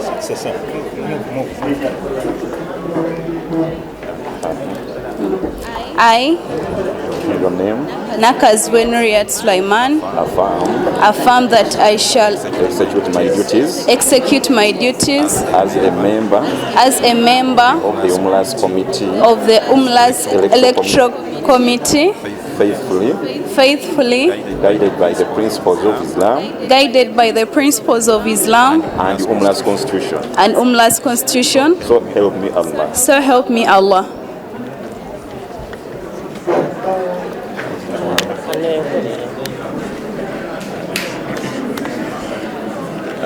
So I, I, Namgira Thurayya, affirm that I shall execute my duties as a member of the Umlas Electoral Committee faithfully, guided by the principles of Islam and Umlas Constitution.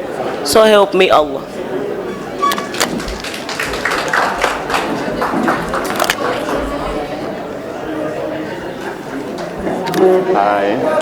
I, Chigongo Kasim, affirm that I shall execute my duties that I shall execute my duties as a member of the Umlas Electoral Committee, faithfully guided by the principles of Islam and Umlas Constitution. So help me Allah.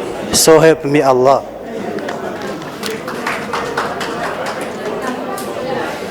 Thank you very much. The committee members have been sworn. Therefore, they can actually proceed with the exercise. The brief procedure that we are going to follow is that we are going to call for nomination,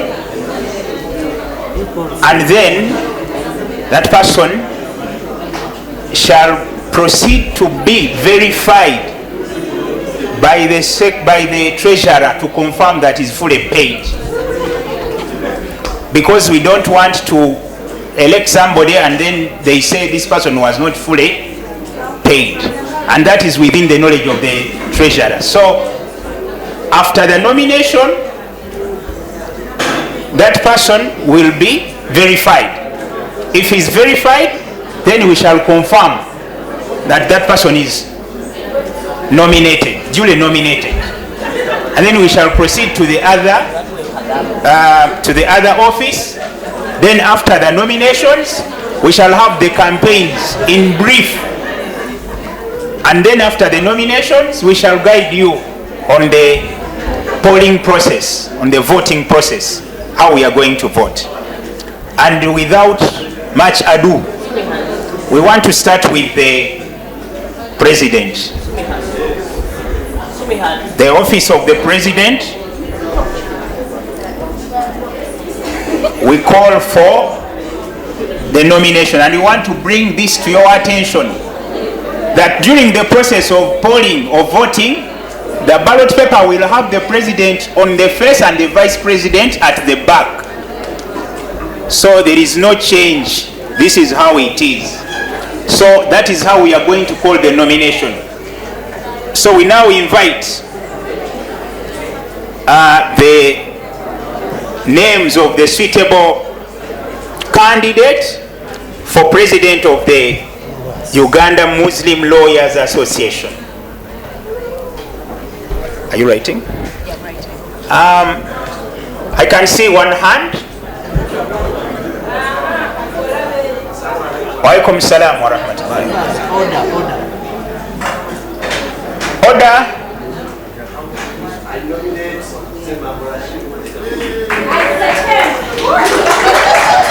Semambo Rashid. Na Goloba Muhammadi Chajja Kuzimba has nominated Semambo Rashid. Who seconds? Nacheyune Joeria seconds that proposal of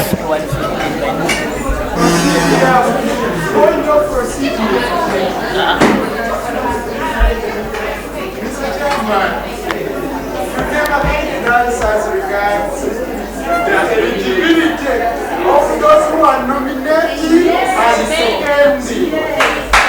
They should as well be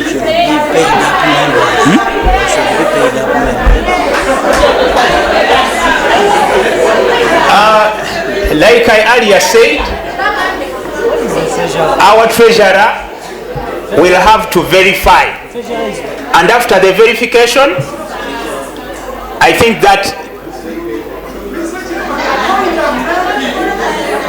those who are proposing names or nominating and seconding candidates must be members fully paid. and I think I'm saying the same thing. The reason why we are stating these names here is for the treasurer. What's the name of the person who is nominated? That person is supposed to be. So let him mention his name. Yes. Let him mention his name. Then we put here. They have. Members,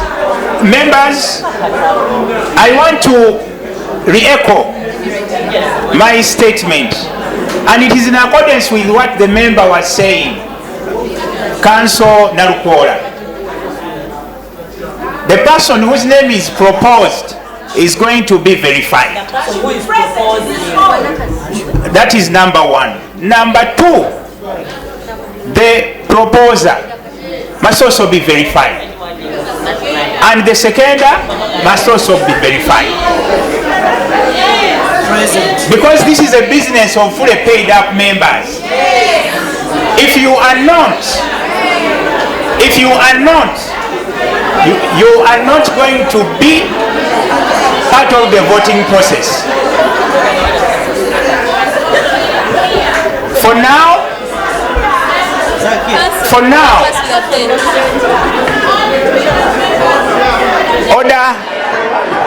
order. Council Kabega.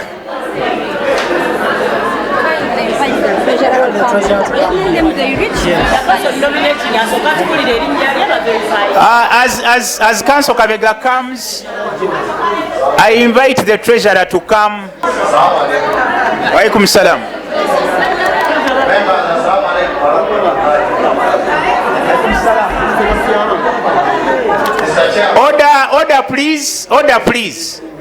Order please. I am reminding you that you are a noble profession. Therefore, we should listen to each other. Mr. Chairman, this is the AGM of Uganda Muslim Lawyers Association. It is a spring organ. We can amend our own constitution, suspend the operation of certain provisions in the interest of what is at stake. One, I do understand and I'm alive to the fact that there is a constitutional requirement that only paid up members should vote. But in the spirit of encouraging each other,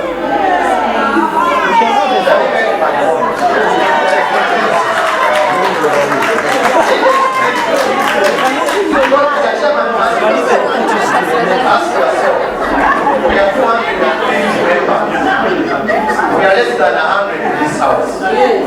There is a reason why. For someone who has been here since 2 o'clock, is interest, in my view, is interest enough. The fact that they have not paid should not bar them from spending. I move a motion that we suspend the purposes of this election. Conditions requiring that everyone pay, so that everyone who is present can vote. Council Kabega has submitted, but I do not have powers. I do not have powers to preside over any other matter related to the council or related to the executive than elections. I have only been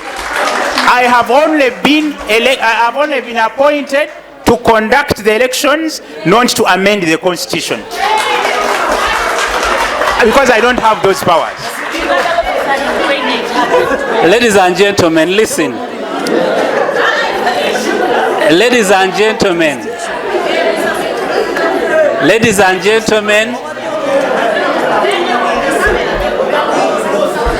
can I please submit? Ladies and gentlemen, can I have your attention? It is very possible for those who are here to make good on their membership.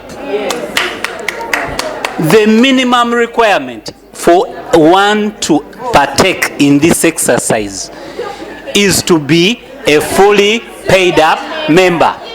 That is the requirement. That is one. The second one I want to mention is that since Monday, was it Monday? No. Recently, when we shared the list, people started paying up, indicating they wanted to participate in this, including people who have just paid up. I want to mention 3. Sumaya has asked me not to mention her name. She has paid, Sumaya here, please stand up for recognition. She has paid 260,000 now to partake. There are 2 other candidates. This one I can mention because she was the nearest. One had, but when I say it, they will know who it was. One had nominated, but we checked he was not eligible. He paid and immediately became eligible. There is another one who is standing, has not yet been nominated, but he has also paid up and is now clear. If you want to partake of this exercise, because it can be challenged, the nomination of whoever will be, it can be challenged legally. Pay up, you will partake. Let us not worry about who we are supporting or not. Let us first make it proper.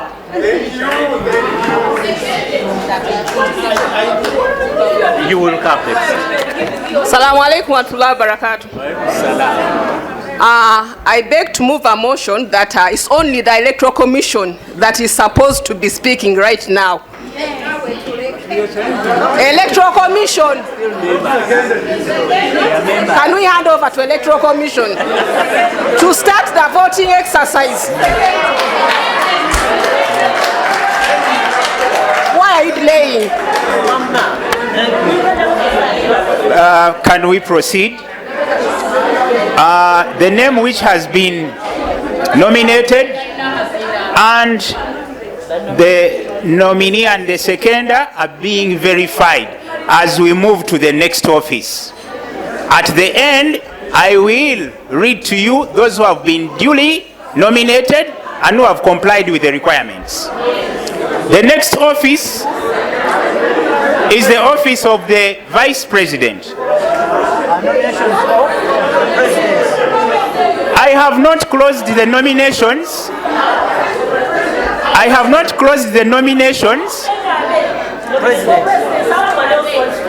But if you want to nominate, we proceed. We continue with the process. Any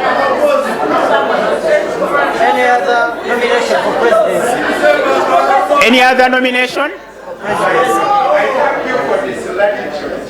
It is very humble of you that may we close. If we have to deal with that position, we will close.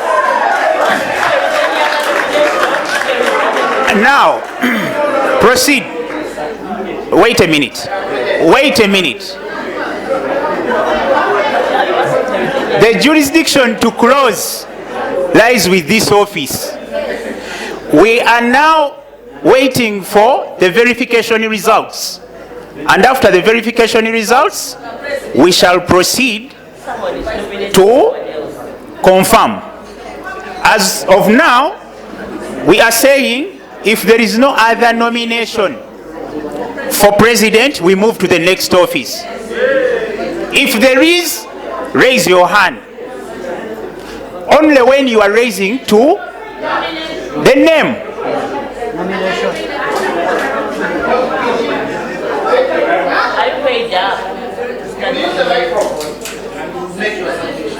But my contention is, people are not paying. There was no deadline for paying for membership. Even up to now, they are still paying. And at the same time, you are closing the nomination.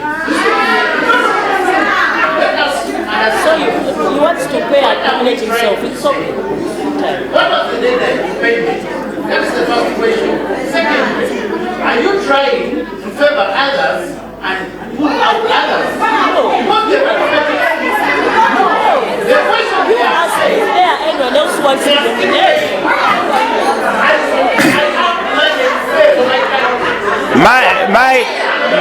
My brother, order.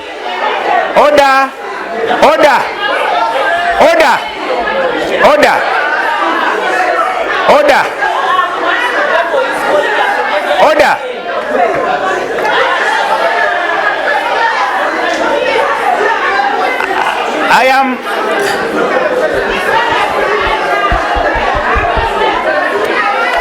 order.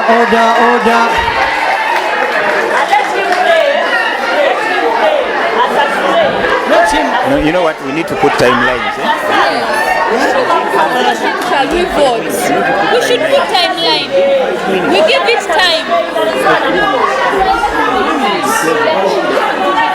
Order, please, order.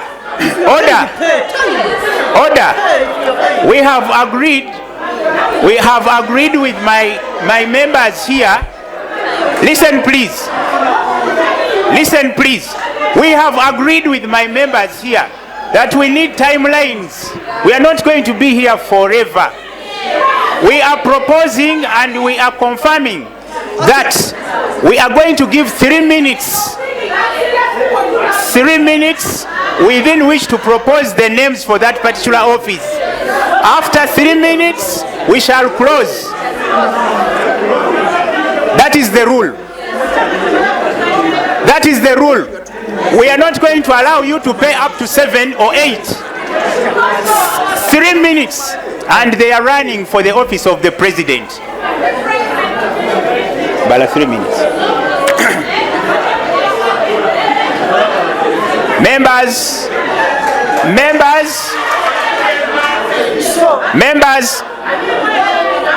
at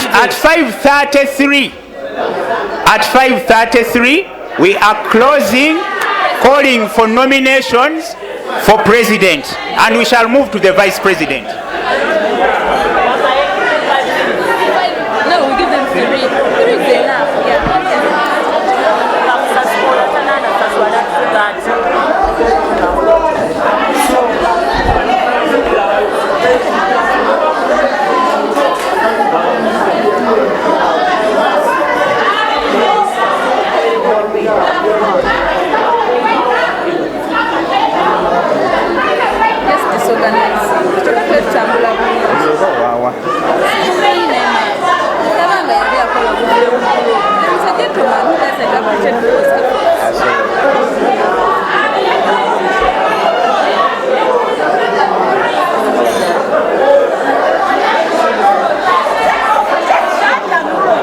We have 2 minutes, council. In 2 minutes, we close that.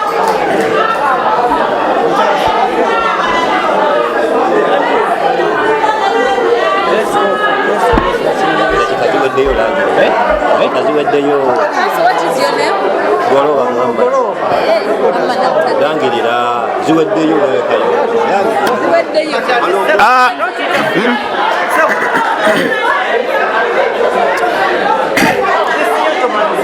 We have 1 minute. We have 1 minute to close.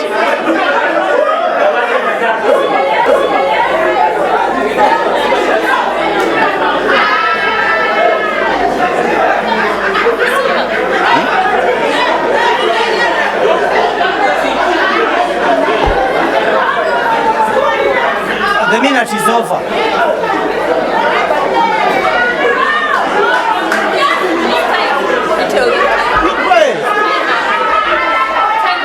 It is, members, it is 5:33. This one. We are closing. It is 5:33. The process of verification of the name of Semambo and verification of the second Goloba and Joeria, they are fully paid up.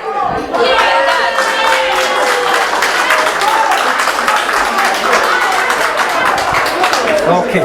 Do we close? I close? We close? Let's close nomination. We move to the next office. We move to the next office. And as we move to the next office,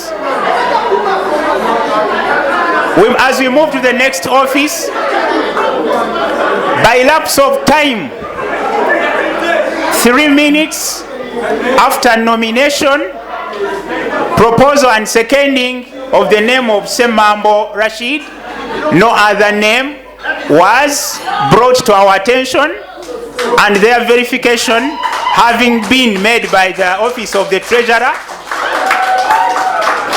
by the powers entrusted to me by the principles of Islam and the constitution of Umlas, I duly nominate, declare the nomination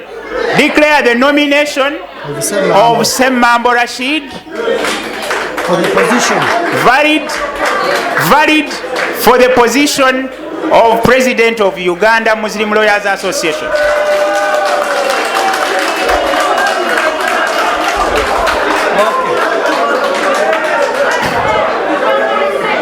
And having been there, no other name,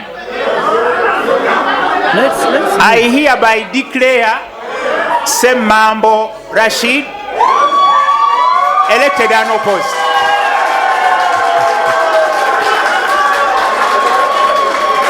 As the President of Uganda Muslim Lawyers Association. And with that declaration, I move to the next office. Can we come to order?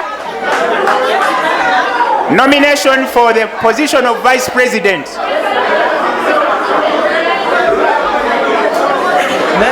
Vice President.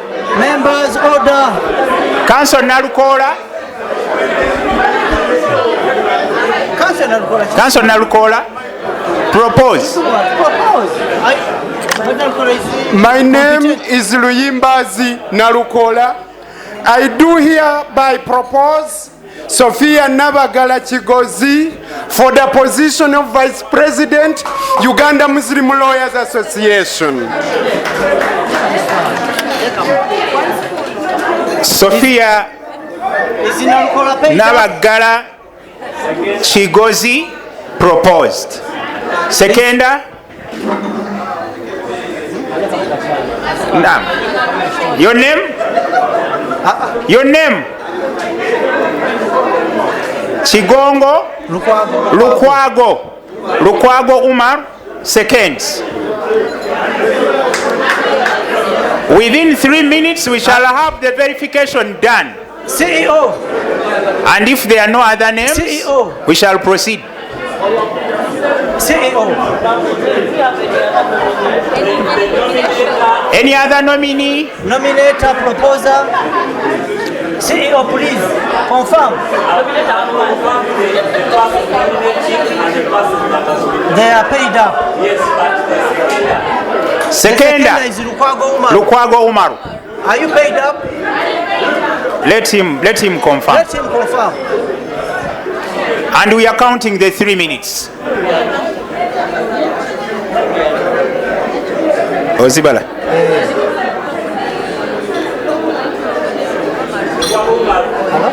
Paid up. You can write here. Kawani.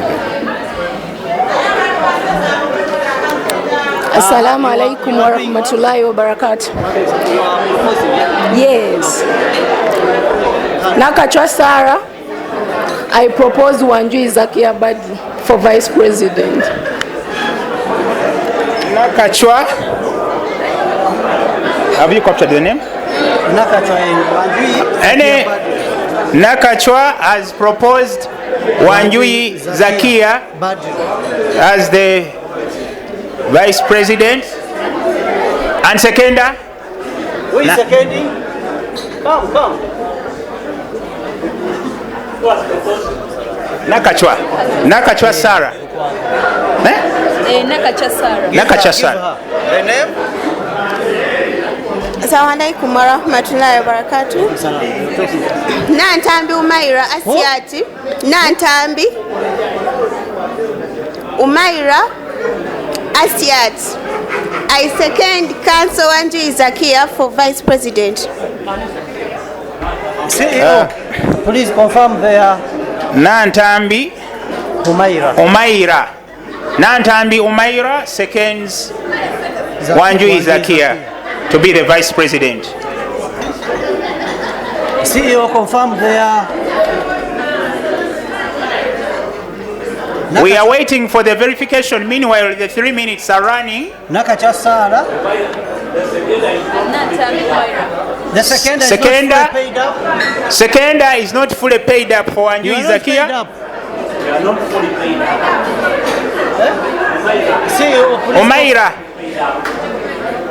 Umaira is not yet. It's not, yeah. What is the name? What is your name? The name? This is the treasurer. Nashibuka Nur Musisi seconds and replaces Umaira. Okay, not paid up, Umaira. And the 3 minutes are over. Yeah. So we have 2 names for the position of Vice President. We have Sophia Nabagala Chigozi and Wanjui Zakia for Vice President. Okay. Can we move to the third position? The next position of the Secretary General. Secretary General. Any proposal? Secretary General?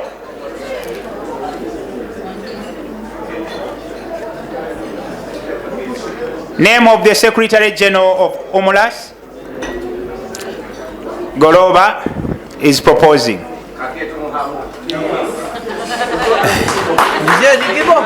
Is he eligible? According to our constitution, one cannot serve in any capacity for more than 2 terms. So,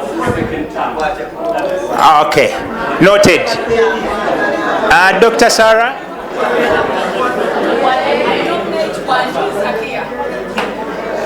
Dr. Sarah is nominating Wanjui Zakia for Secretary General. What happens to this position now?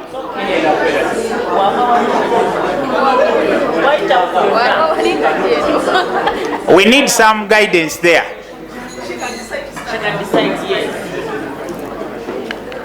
Ladies and gentlemen, I think the nominated person should make clear where she would want to contest, for the simple purpose that she may come out as winner in both positions, and we may have closed the exercise.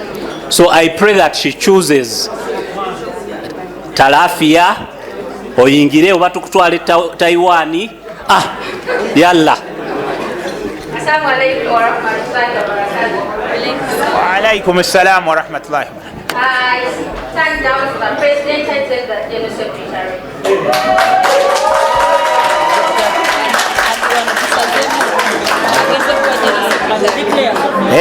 So Sophie, Okay.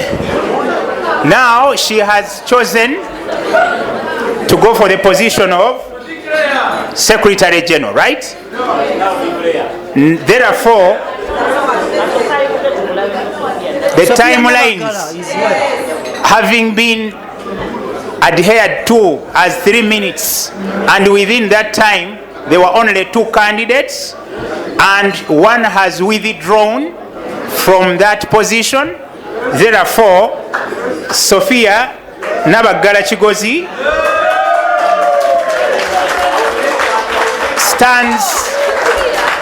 stands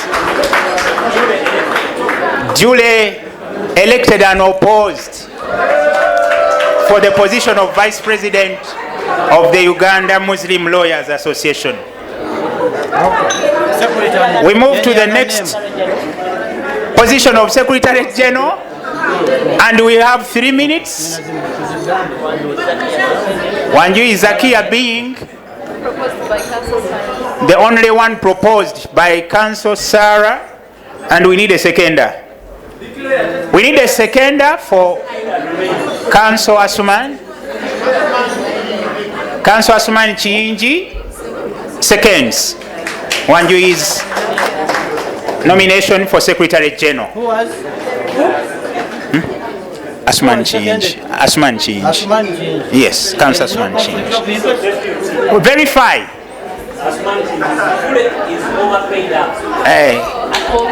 So the 2 are fully paid up, and we have 1 minute to go.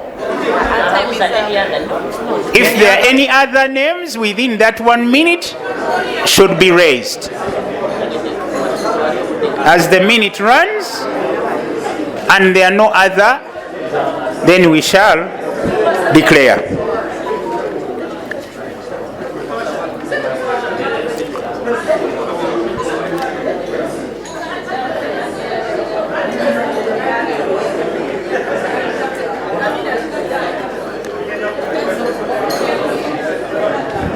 Is the minute done?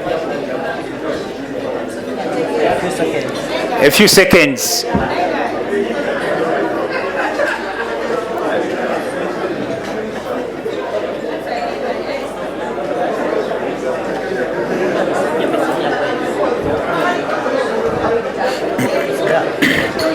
Three minutes have lapsed, and by virtue of the powers entrusted to me, Wanjui Zakia, having been nominated alone for the position of Vice Secretary General, she's declared duly elected unopposed for the position of Secretary General of Uganda Muslim Lawyers Association. We move to the position of Deputy Secretary General. Proposals for the, yes, I can see. I wish to propose Council Ntanda, Nsada for Deputy Secretary General. That is the Nsada.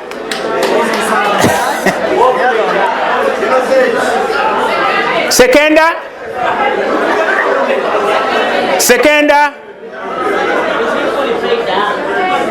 We need a seconder. Who is seconding Sada? Goroba Muhammad seconds Sada. You have already been verified as fully paid up. Okay, another one. We have the 3 minutes running.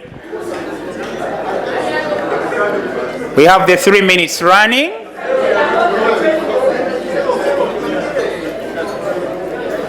Kasim, what are you saying?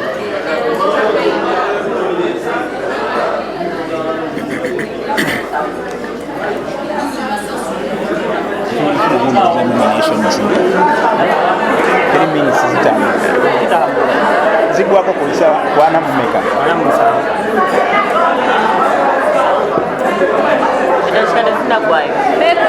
Ana musanvu wabula bbiri.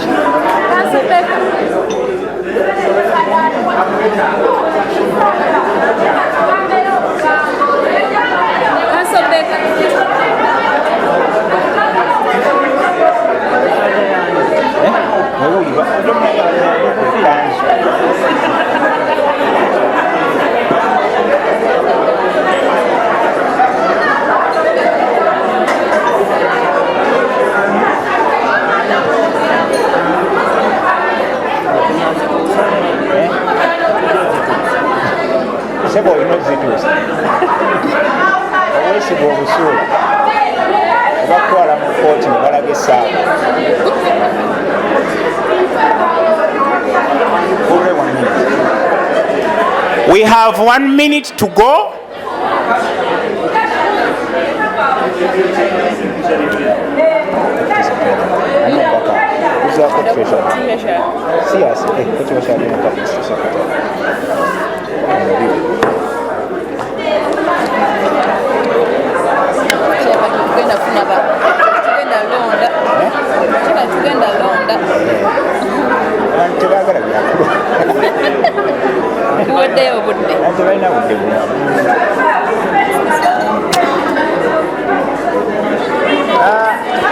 The minutes are over.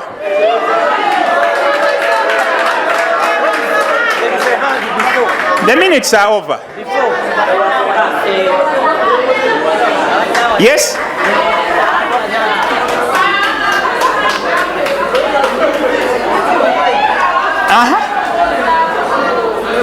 Wa alaikum salam wa rahmatullah.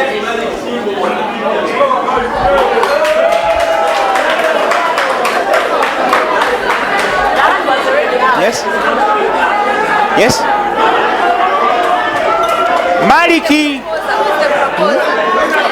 Maliki, you have, by the way, you have 1 minute. You have 1 minute within which to do this.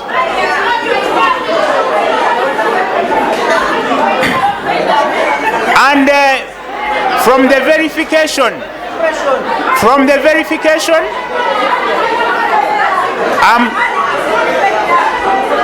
I'm informed that Malik is not paid up within the stipulated time. He's not paid up within the stipulated time, and time has lapsed. That time having lapsed, I therefore declare Nsada Shafiq as elected unopposed for the position of Deputy Secretary General of Umlas. We move to the position of Treasurer.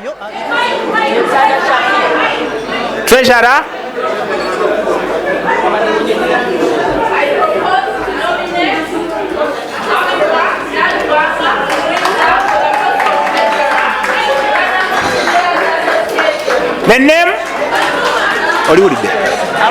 Afwa Narubwama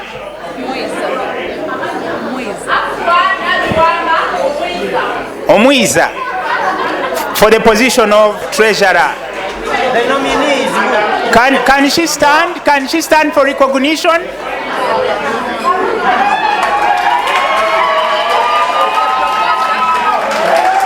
Proposer is Fatuma Kakoza and Honorable Asumani Chiyinji, seconds. And 3 minutes are running. And they are all paid up. The name? Zibwako Kumeka 51. The proposal. Yes.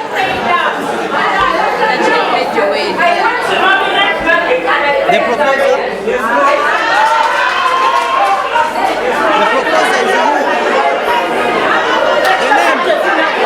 What's the number?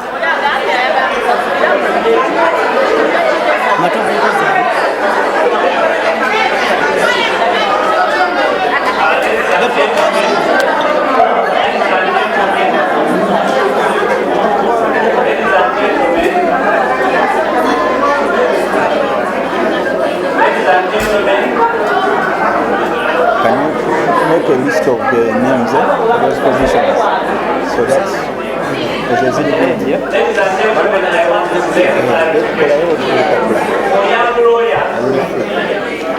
For young lawyers, there's a difference in your subscription and your membership.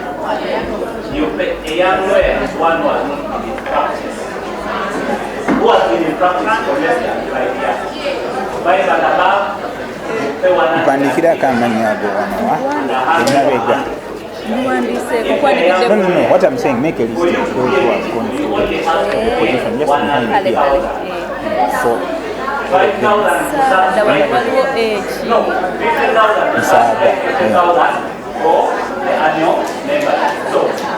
if we have those people around, the treasurer is saving money.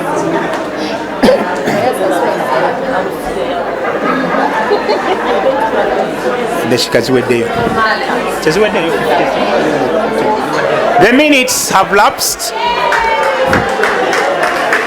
for the position of treasurer, having been no other nomination made in that position for treasurer of Umlas. I duly declare Afwa Narubwama Omeiza unopposed for that position of a treasurer Umlas. We move to the position of publicity secretary. Publicity secretary, you are proposing? Nachibuka Shadia is proposed for the position of publicity secretary. Where is she? Can she stand up for recognition? She is there. Shadia is there. And the proposer? The name of the proposer. His name? Abubakar Masood. Dr. Sarah is seconding. Dr. Sarah Kusima has seconded. The minutes are running. For Nachibuka Shadia as publicity secretary for this noble association. Is she paid up? The verification is also ongoing for Masoudi Abubakar and for Dr. Kusima Sala, it's obvious.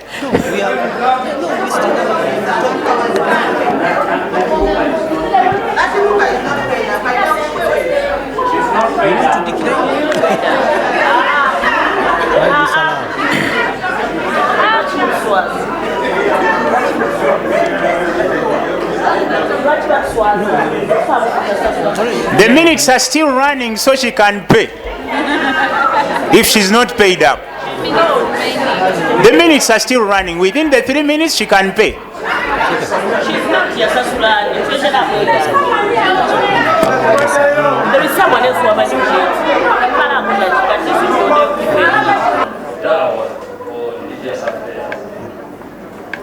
I was suggesting that this annual general meeting considers the deputy secretary of religious affairs, A woman. and the deputy, just in case the secretary Is you. is the main person, then the deputy should be the lady. Sharia. Yes, so I would propose that the AGM considers making provision for the lady in this position.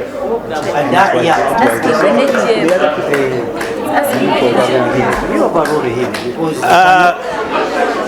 yes. You're going to over because that's not within our mandate. We can't create positions. Ladies and gentlemen, I'm providing guidance. We must close this nomination. The positions that are being vied for were listed. But the AGM is the supreme governing body of Umlas. I will then suggest that somebody moves a motion for the AGM to adopt the proposal as council first. But we must first close this one, declare the contestants, such that the committee is now fully constituted, then the motion can be moved, and if the House chooses to adopt it, it can be considered. Thank you very much. Thank you for the guidance. And this is within your powers. we don't have the jurisdiction to preside over that matter. That is number one. Number two, when the president, the outgoing president, was finalizing his remarks, he suggested a special meeting which is going to take place. I would believe myself that it would be proper and fit for that position to be passed in that meeting than this one. That is my personal, that's my personal view. Here it is electoral commission. Because after this, then we cannot go back to that, because people will complain that me, I would be eligible, but I didn't know about that position. So I think that position can be created, and maybe election can be conducted for only that position that time. That is my humble understanding. And I proceed to declare the following names. But before I declare, I think my brothers here have not been talking. If there is anything that they would need to air out before I declare, they should state it now, and then I go ahead and declare. Assalamu alaikum wa rahmatullahi wa barakatuh. As a member of the Electoral Commission, the process has been transparent. My only request is that next time, if you know that you have intentions of contesting, please organize yourself. These things of paying from the AGM itself, it shows that you are not serious. So next time, members, if you know that you will stand for any position, please pay on time. Number two, I don't know whether we have made it a culture. We have organized these materials, we paid for them. We thought they are going to do a job here. These things of unopposed. We should have people who to contest. But alhamdulillah, the process has been well. Thank you, Chairman. There's nothing to say. Yeah. Sorry, I hope something to say. No. By virtue of the powers entrusted to me as the chairman of this election committee, Kayondo Abubeka being my name, by virtue of the powers entrusted to me by the Constitution of Umlas, Kayondo Abubeka being my name, I hereby declare the following persons elected, all of them unopposed, for the various positions I'm going to mention. The President of the Uganda Muslim Lawyers Association has been elected unopposed and is none other than Semambo Rashid. Vice President, elected unopposed, Sophia. I would propose that they come and stand before you. The Vice President, elected unopposed, is Sophia Nabagala Chigozi.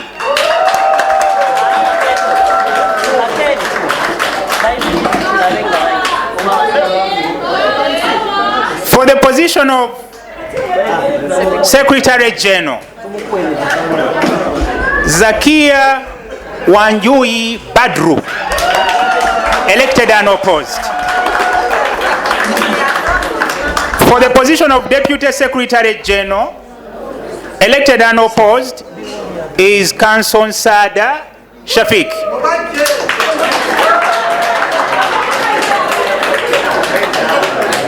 And for the position of Treasurer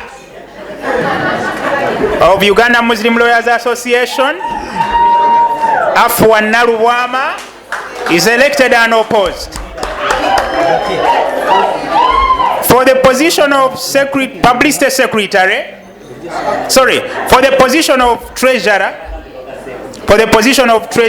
elected unopposed, is Afua Narubwama. Publicity Secretary, elected and opposed, is none other than Nachibuka Shadia.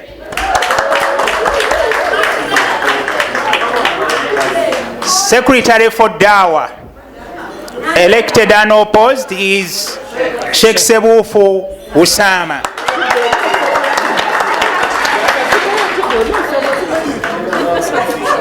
The committee proposed and confirmed the following names for ex-officio members of this committee. Number 1, Council Kaketo Mahmoud, ex-officio. And Council Sereko Sauda, ex-officio.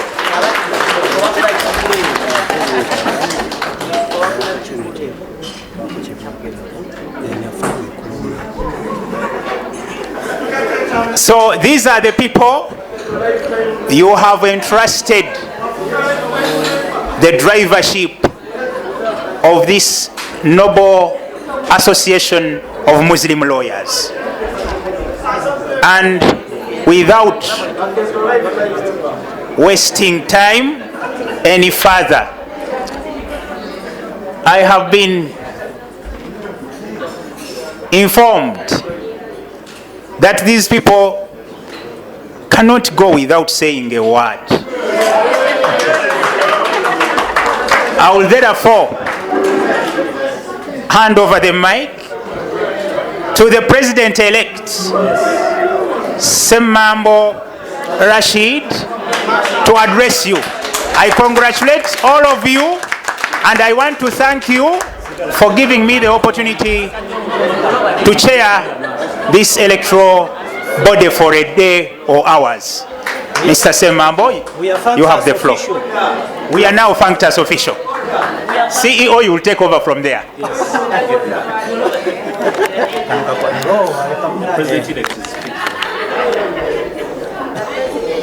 أعوذ بالله من الشيطان الرجيم بسم الله الرحمن الرحيم السلام عليكم ورحمة الله وبركاته. I am greatly honored, ladies and gentlemen, to be standing before you today, having gotten your mandate to lead you as the next leader of the Uganda Muslim Lawyers Association of Uganda. I would wish, on behalf of my colleagues with whom you have entrusted us with this authority, to thank you very, very much for the trust, for the honor that you have bestowed upon us. And inshallah ta'ala, we pray to the Almighty that we shall not disappoint you.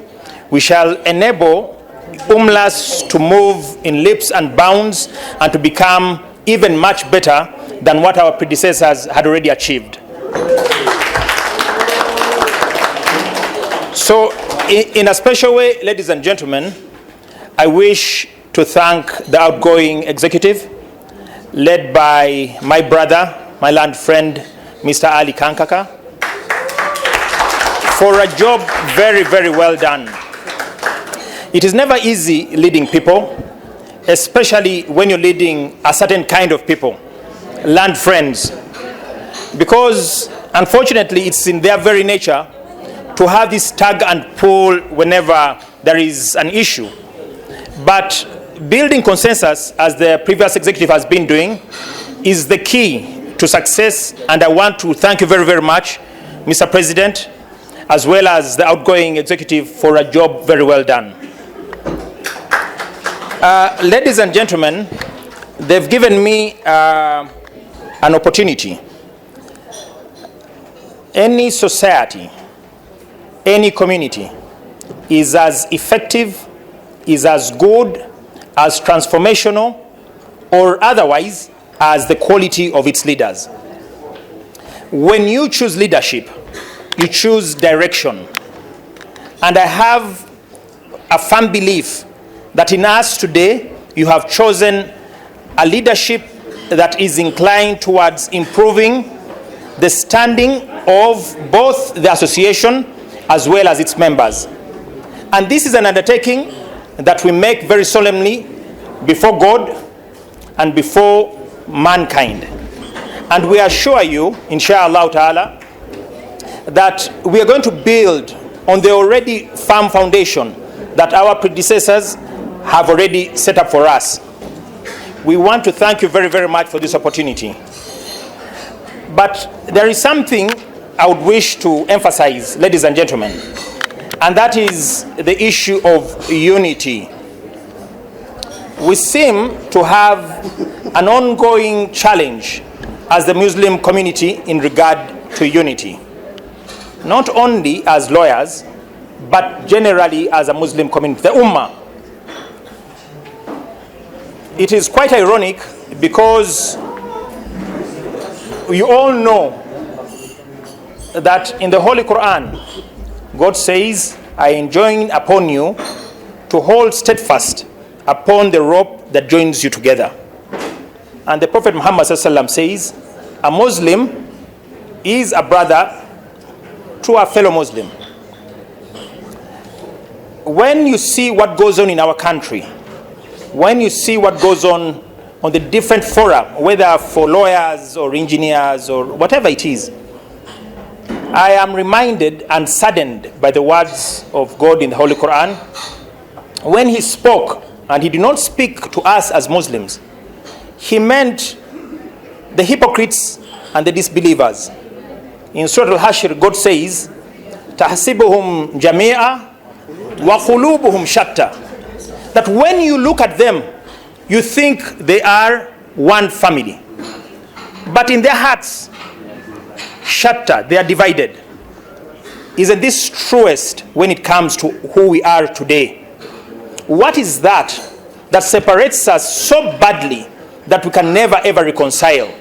When we ourselves one day hope to meet the Almighty Allah Azza wa Jalla and accept and say we transgressed, Ya Allah, but because you are Rahman Ar-Rahim, we seek your forgiveness. What is it that divides us so badly that even in a race like this, even in calls that are so important to us, we see ourselves as so different, whereas we are all united by the kalima? Isn't it ironic, ladies and gentlemen? So my understanding is it has always been a question of purpose. What is our purpose? Is our purpose to make money? Maybe.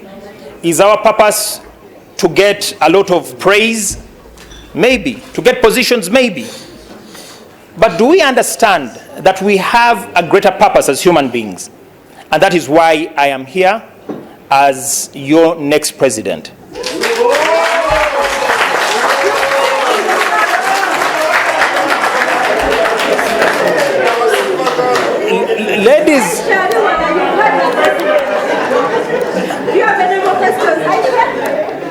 Ladies and gentlemen, I humbly request that let today become a day for recalibration. Let us go back to first principles.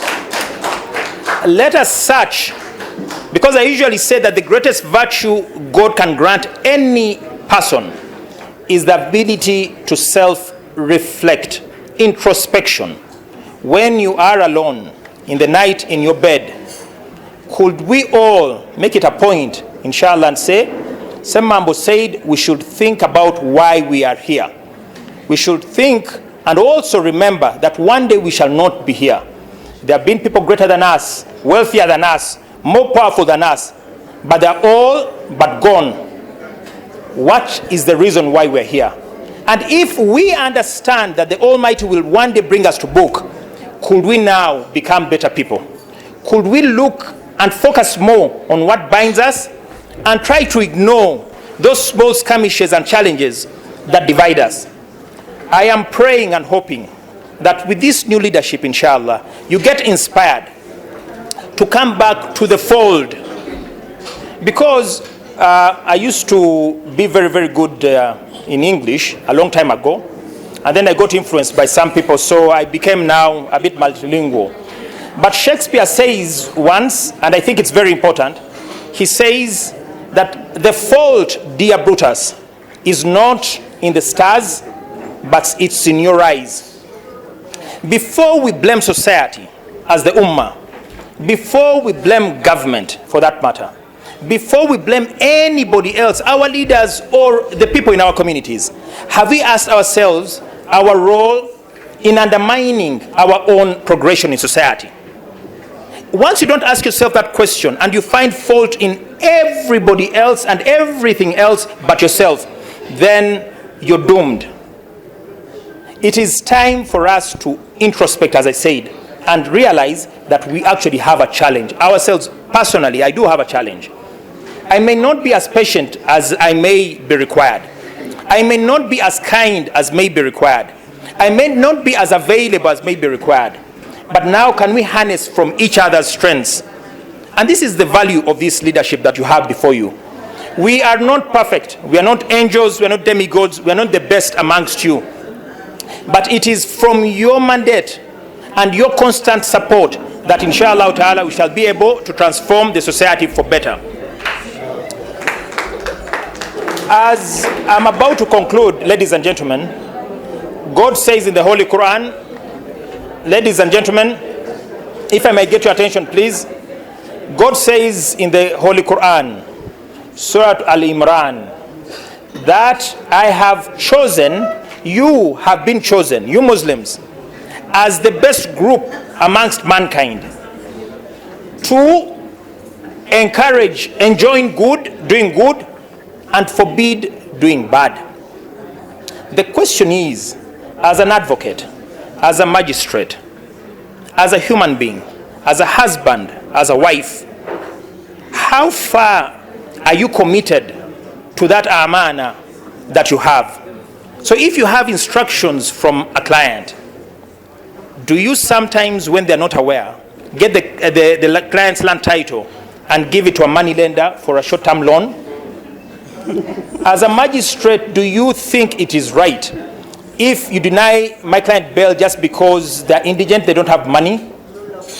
As a registrar, do you think it is right if you grant an injunction, even in a matter in which you don't have jurisdiction? As a police officer, do you think it's right if you torture me or torture another person? It is only then, if we have that self-reflection on the words of the Almighty, that we become a better Umlas, we become a better society. And this is what exactly we are trying to offer. Finally, ladies and gentlemen, we do not as Muslims anymore sell empathy. I don't want to be seen as just another Muslim. Abasiramba Muzei, Abasiramba government. No, we sell competence. We always have to sell competence. Let us compete with everybody else on a level playing field, and let us outcompete them. You should understand that there is no entitlement in life. Competence translates into value, and value demands compensation. It demands money. It demands reward. So have we thought about building capacity? When God says, read, and it's the first ayah of the Quran, now Sheikh Senkumba, or even Sheikh Sebufu should tell us, why is it that whereas Islam is a very, very monotheistic religion, more than any other, why is it that the first ayah of the Quran says, read? So it's time with this administration to say, let us build capacity, become knowledgeable. The problem, of course, is knowledge is not an end in itself. Knowledge should translate into your capacity to perform in a certain way. And then, on top of knowledge, we always say, build character. I have a problem with our people. I've been around for some while now, alhamdulillah rabbil alameen. So I've been employing people for now 19 years in my law firm. And I'm an entrepreneur, so I have very many businesses. But the problem I have with our kind is we oftentimes have a lot of indiscipline. Can we respect authority? Can we respect those who are more knowledgeable? Can we learn that the way you transform society is by listening and honoring those who are, one, older than you, but number two, can we listen to those who are better than us in terms of capacity? Never overestimate yourself, don't underestimate yourself. But also for the senior ones, Mr. Makera, I don't know whether he's still around, we require, Honorable Asman, we require intergenerational solidarity. Can we offer mentorship to the juniors? Because we've also been there before. Can we show some support and encouragement and show them that it will all be well? Nothing comes easy, but inshallah ta'ala, if you're patient and you hang in there, and with God's grace, barakah, you succeed. This is the inspiration we hope to share with you, ladies and gentlemen. This is why we offered ourselves. In as much as we got elected unopposed, it's nonetheless your mandate. We request, ladies and gentlemen, that we continue working together and also realize that there is something called delayed gratification. Delayed gratification, ladies and gentlemen. Ms. Fatuma Kakoza, there is something called delayed gratification, which means never accept the notion that says Shigwarero. No. Allah Azza wa Jalla in the Holy Quran says, Surah Al-Ala, Bal tuthruna al-hayat ad-dunya wal akhiratu khayru wa abqa. You see what Allah is saying? You people desire so much whatever you see today. But what comes tomorrow is much better and more everlasting. In Surah Al-Duha, what does he say? He says, wal akhiratu khayru wa abqa.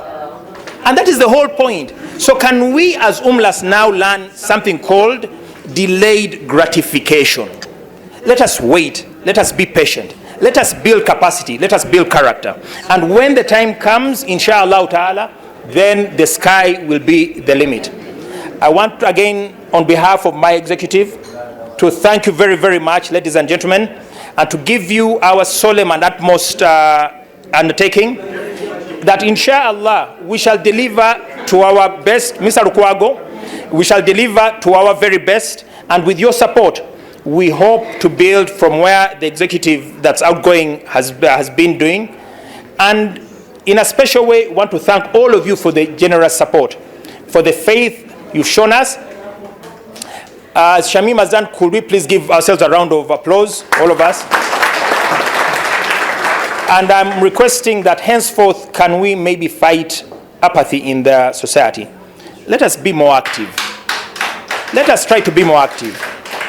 In terms of monetary capacity, subscription is a must, I may request. But I'm also saying we are going to start from where the previous executive has been. You know, we are advocates and we are Muslims. What is that idea that you're thinking about that can transform society, that is so valuable, that will naturally attract money, that will naturally attract funding? I'm somebody who likes people who write. So could we think of these ideas? We spoke of the Qadhi courts. You go to Kenya, these are very, very, very active. How do we improve our situation? I saw Honorable Chiwanuka Abdallah, and I want to thank him very, very much. These are the kind of leaders that we want, people who are proactive.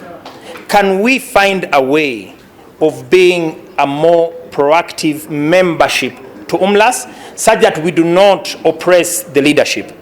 Because if you have a leadership that does not have the continued support of its members, then everything we'll do will come to nothing. Once again, for the very last time, I want to thank you very, very, very much. May Allah Azza wa Jalla bless you all, and may He bless us in this new journey. Assalamu alaikum wa rahmatullahi wa barakatuh. Wa alaikum salam wa rahmatullahi wa barakatuh. We are coming to the end. I am going to ask the other members to say salam and pass on the mic. Vice is going to say but two things. You see, exactly that's what I wanted to say. I noticed as our president was speaking that that table was fighting to understand the English. And also I worried for Council Sebufu. Your president seems to be the Secretary Dawa. So we want that vibrancy. That was a light moment. Vice, please, they want you to kuogerako. Assalamu alaikum wa rahmatullahi wa barakatuh. Good evening, brothers and sisters. It's very difficult to come after a very good speaker. Our president is a great speaker. I'll keep mine short. He said very many amazing, wonderful things, but he said competence attracts what? Who was listening? Compensation. I was nominated here and I was seconded. I thank you very much. That means I was deemed fitting for this role. I will not let you down. Thank you very much.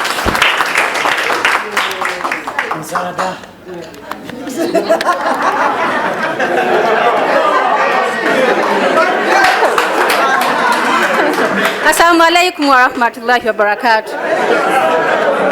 Looking at our agenda, I'm going to give the closing remarks. That's why I was requesting that he speaks first, then as we are closing. Yeah.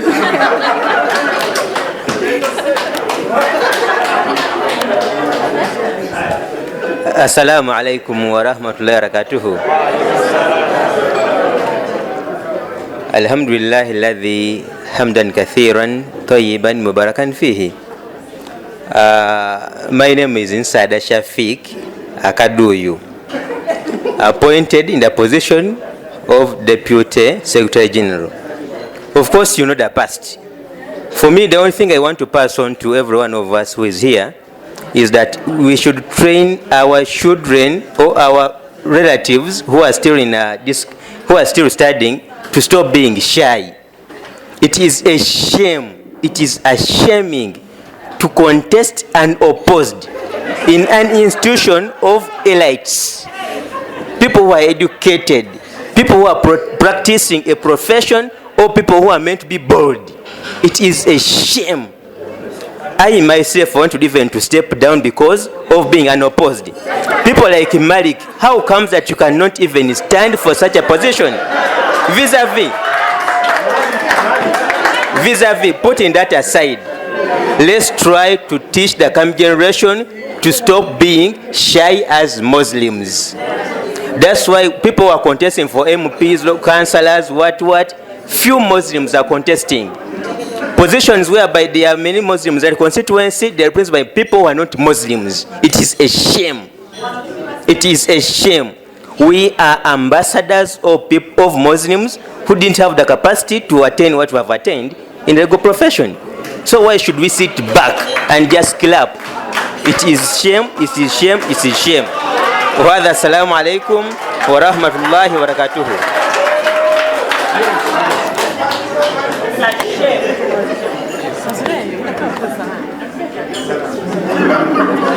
Assalamu alaikum wa rahmatullahi wa barakatuh. I'm Nalwama Afwa Umwiza. I want to thank you all for trusting us and believing in us. A lot has been said by our president, so I can't say much. Assalamu alaikum wa rahmatullahi wa barakatuh. My name is Nachiruka Shadia. I stand before you with immense gratitude. I'm so overwhelmed. The initial nominations included Council Nalukola and Council Asia Aliwala. But as I came in, they all said we are standing down. I'm so grateful for you guys. Thank you so much. Assalamu alaikum wa rahmatullahi wa barakatuh. Alhamdulillahi ala ma shara'a min ad-din وهدى إلى الصراط المستقيم والصلاة والسلام على رسوله المبين وعلى آله المستكملين وعلى أصحابه أجمعين ومن سار بسيرهم إلى يوم الدين.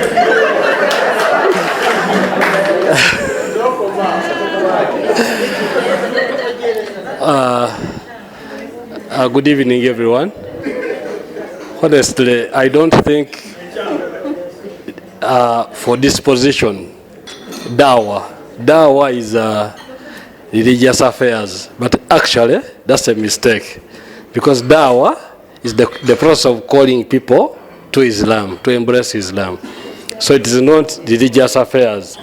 So no, I don't want to alter the constitution or to amend it or touch it. Yes. But I don't believe a person who is vying for a position of secretary dawah, I don't believe that that person should campaign. Why? Why? Because we are all da'i. Da'i is a person who calls people to join Islam or embrace Islam. Da'wah is the process. Al-Madi'u, those people who are being called. Asalibu da'wah, the methods you use to call the people. So, everyone has the right and obligation to call someone to join or embrace Islam, either by directly talking to him or by behaving well, and etc. So, in my view, I don't think a person should campaign to do Allah's job. So that's why I didn't campaign. Thank you for all your nominations, endorsement, and election. To the outgoing executive, I'm really grateful. I've learned a lot from you guys, and I will continue learning. Thank you so much. Assalamu alaikum wa rahmatullahi wa barakatuh. I don't know who to thank. I thought that I've taken leave of Umlas executive. Unfortunately, I found myself again being appointed, not elected, by the outgoing executive to be part of this incoming executive. However, I thought of a verse from the Holy Quran which says that leadership comes from Allah. And I want my fellow committee members to know that in as much as you've been elected, nominated, endorsed, but it's Allah subhanahu wa ta'ala who has decided to take up these positions. And wherever you are, Brother Sekanjako, we voted for you, but it's Allah who decided. I request each and every member to help this executive, work together. We shall get to where we want, inshallah. A lot has been said, and you've heard a lot from me. I pass over the mic to my sister. So, from a VP. Assalamu alaikum wa rahmatullahi wa barakatuh. Good evening to you all. My name is Saudan Sereko. I have been the Vice President of Uganda Muslim Lawyers Association. I am now an ex-officio. I am glad I've served you since 2017, I think, from the era of Lubega Abdul Hakim, the late. May Allah bless him and forgive his shortcomings. To all of you, thank you so much for being here. I am very, very happy for the number of people that have attended today. Alhamdulillah Rabbil Alameen. We are hoping that you keep up the spirit. Umlas needs members. We need you. We need to identify as Muslim lawyers, and I believe that if you support us, now the new executive, we shall reach bounds. We shall reach heights. Yeah, and I pray that you're here with us all the time. Like I always say, my saying is always that we need money. When I tell people to subscribe, I tell them all I need is money, because that's what we need to run the organization. Thank you very much for your trust. Assalamu alaikum wa rahmatullahi wa barakatuh. Walaikum salam wa rahmatullahi wa barakatuh. Assalamu alaikum wa rahmatullahi wa barakatuh. Wanjui Zakia Badru, the Secretary General, Uganda Muslim Lawyers Association.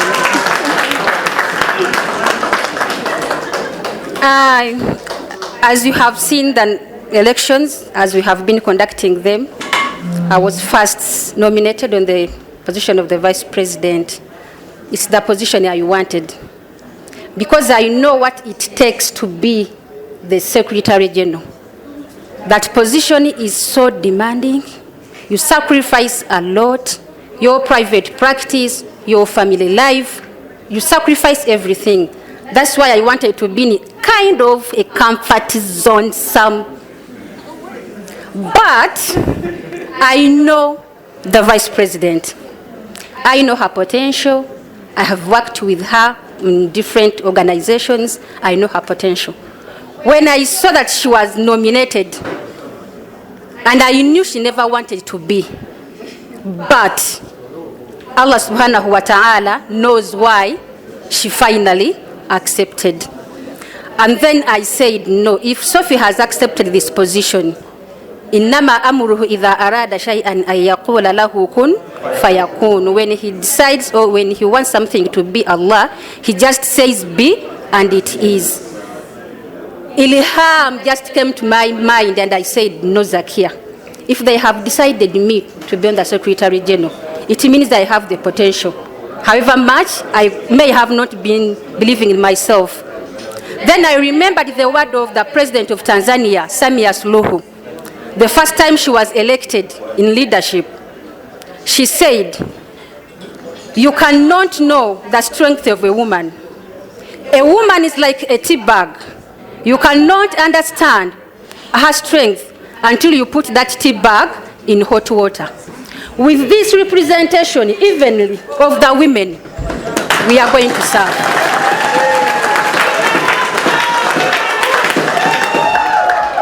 However,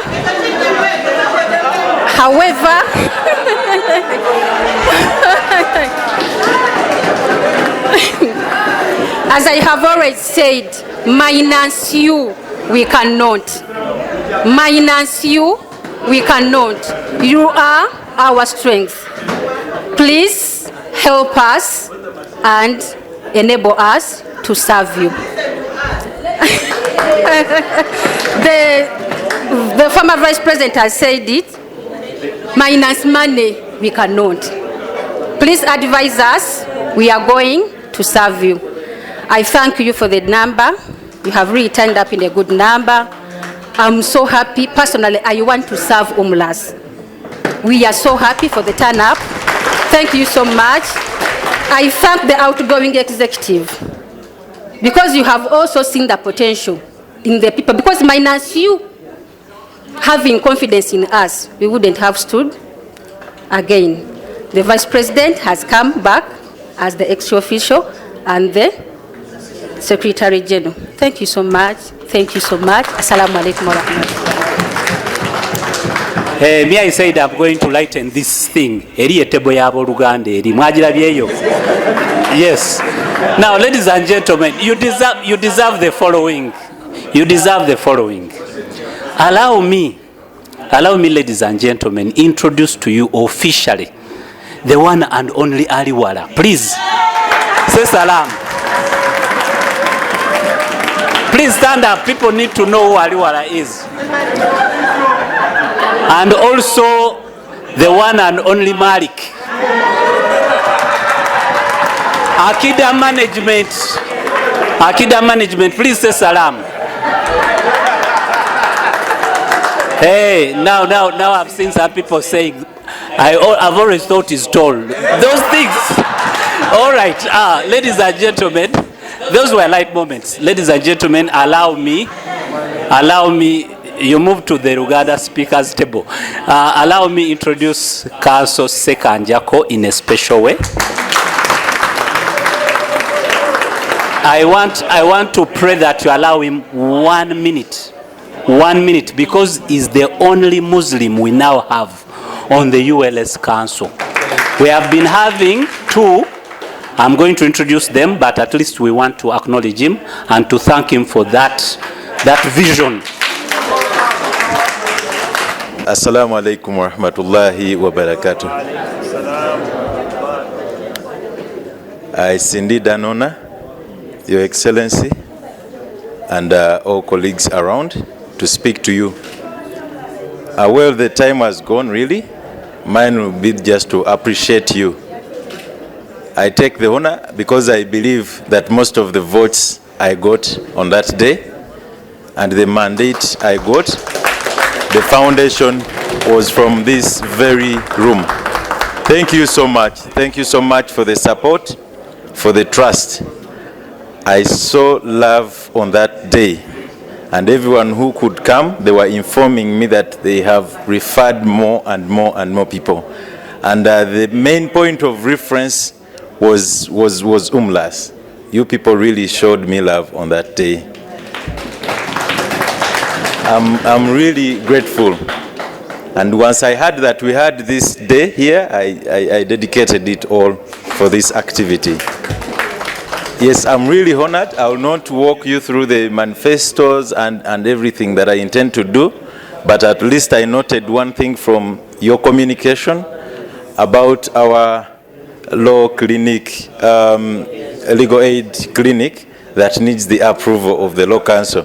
At least that is the assignment that I have gotten from here today.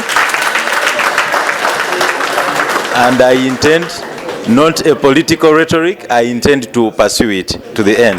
MashaAllah. Thank you so much once again. Assalamu alaikum wa rahmatullahi wa barakatuh. Wa alaikum salam wa rahmatullahi wa barakatuh. Now I've heard some people saying, is he married? Those things, those are not for today.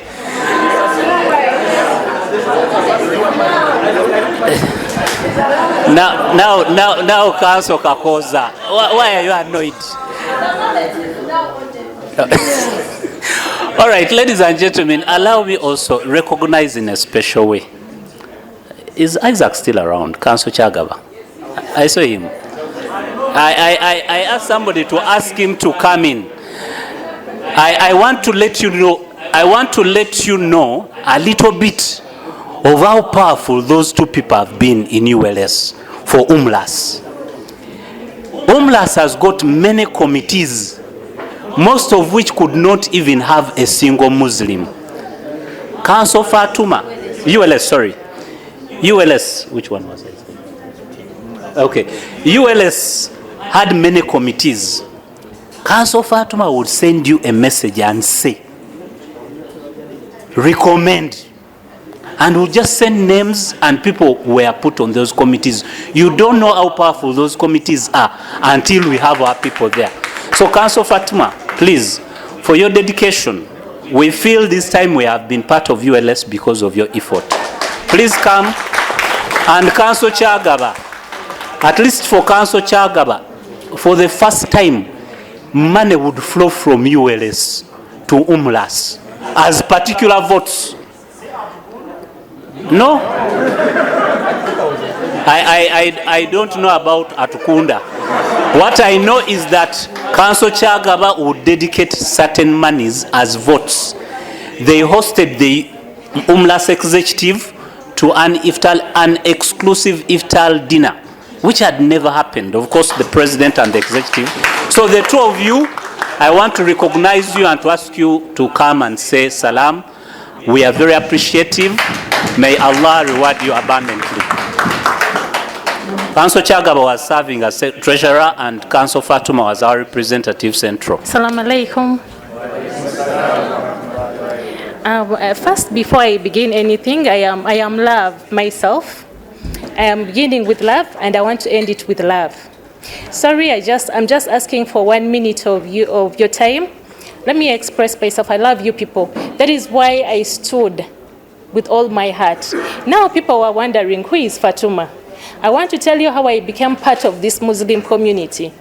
Personally, my dad is Muslim from Yemen, and that is where he lives. So I think now you have answers to who is Fatuma. Is she Muslim? Or, I'm talking to you, I'm not campaigning. I am free-spirited, and I want you to take this back home. I want you to learn from my story as Fatuma, and then you go up everywhere and amplify. So my dad is from Yemen, and my dad and my mom never stayed together. My mom is Anglican. My mom brought me up until the time I became a woman. I got married to a Christian. I didn't ask Allah to give me that background. But my dad is my best friend. And I love Islam with all my heart. With all my heart. Yes, so kindly, I know, how did I come to this? Haji Kafero and the late, our former president, Hakim, approached me and told me, Fatuma, you have these names and we've not seen you on the list of Muslims. And I told them my story. And they told me, no, but you love Islam. I told them I love Islam with all my heart because my dad is my best friend. He didn't make a choice to leave me here. He didn't make a choice to go to Yemen and get sick so that he could not come back and make me the woman that he wanted me to be. But I love Islam. So they were telling me, we have a party. And I told them, you know what, Isaac, I want to show you that I love Islam. Leave all the cooking to me. And I took them, Cancer Chagaba was part of that clique, that I took to my aunties who are Muslims. And we cooked for that our end of year party. So my friends, accept me as I am. I didn't make my background.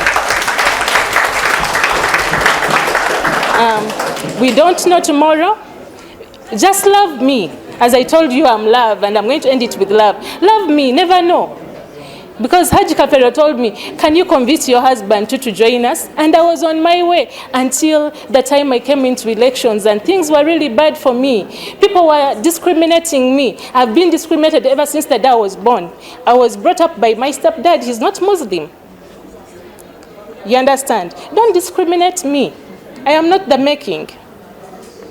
Assalamu alaikum wa rahmatullah.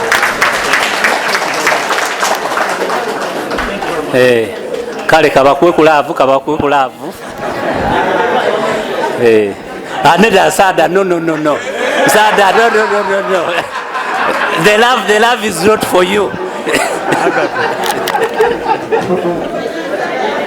Assalamu alaikum wa rahmatullahi wa barakatuh. My brothers and sisters, first of all, I want to thank the outgoing executive because they kept knocking on ULS's door to push Umlas. Those that know someone accused me that I over-defend the executive on the group because I know what I was doing with them in the background and they couldn't come out the forefront to tell you some of these things. Where's Malik? I saw him somewhere. Malik, when people were working in the background, there are certain things that could not come out in the open.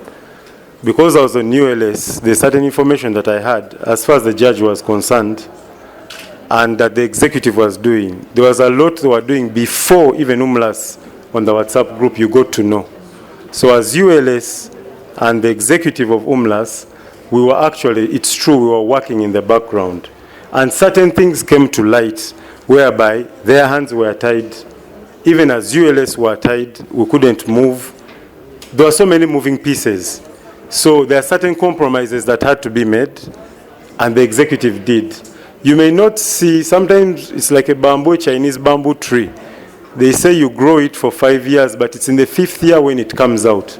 But you have to keep watering it, putting everything, but you won't see anything until the 5th year and it comes out at once. So let's give our executive that trust and discretion. If we've put them in power, we believe they are there to pursue our interests. They have our best interests at heart. If we put pressure when we are ignorant, we don't have all the information, it defeats the purpose why they are representatives. So I just want to congratulate the new executive. My name was there for VP. I pushed Sophia to come and stand with the president at ULS. And this was the reason why. Sophia, I know her from a different... I am that I am the lawyer that brought Salam Bank in Uganda. I know the owner.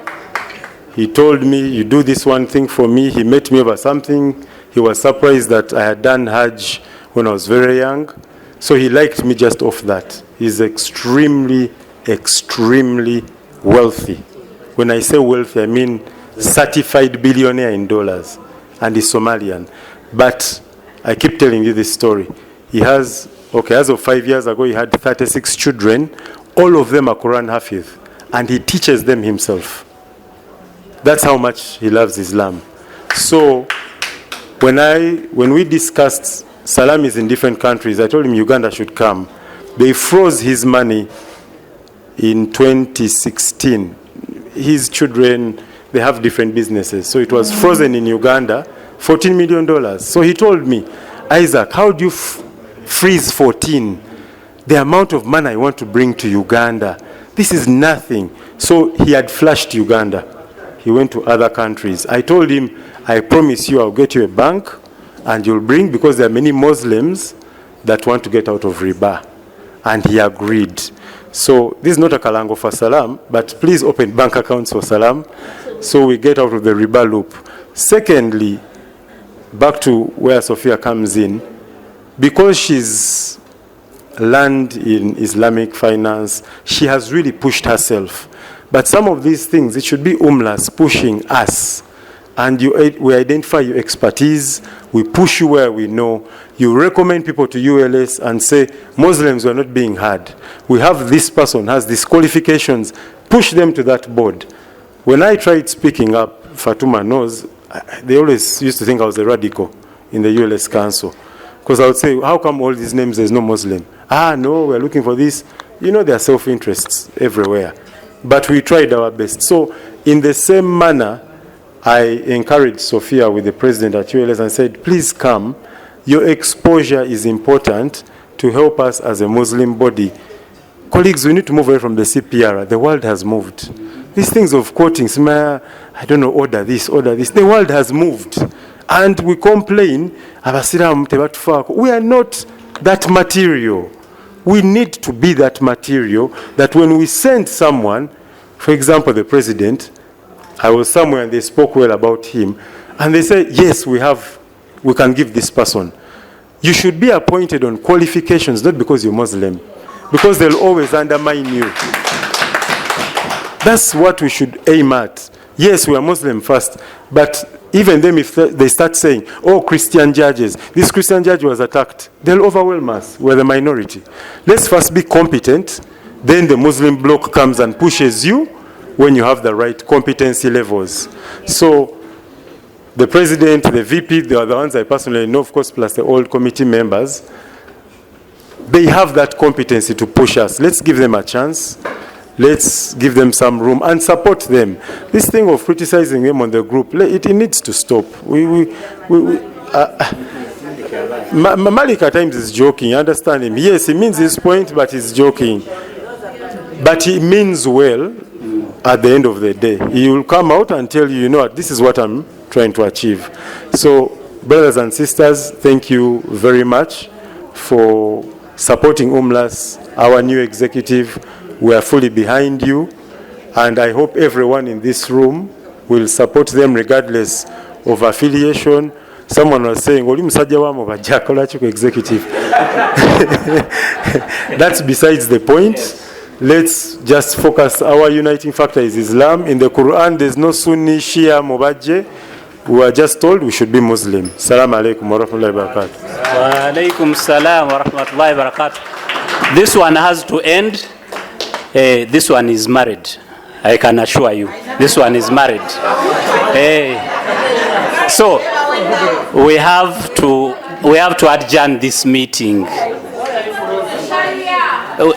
Where am I?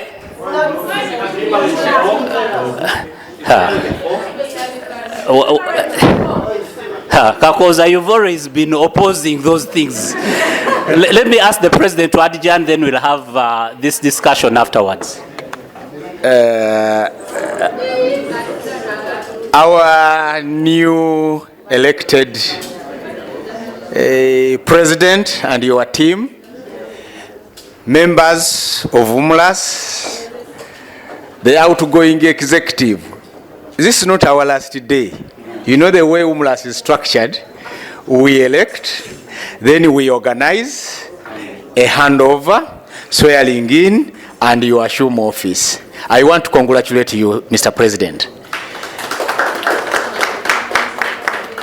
Sometimes leadership is a question of style.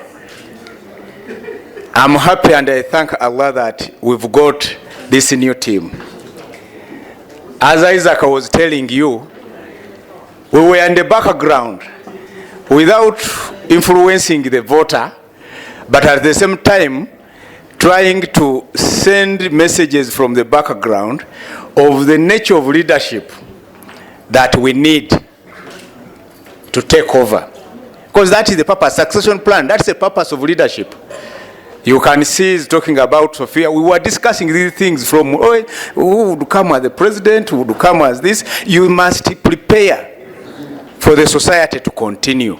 Because otherwise, you don't get the better society you want if you don't enable the right leaders to emerge without you dictating for the voters. You talk through other people, say, can you, that gentleman, can you talk to him, let him come on board. It's a sacrifice. He's a busy man, I can tell you. He's my senior. He's a busy. But you must find a way of influencing him to request him to serve.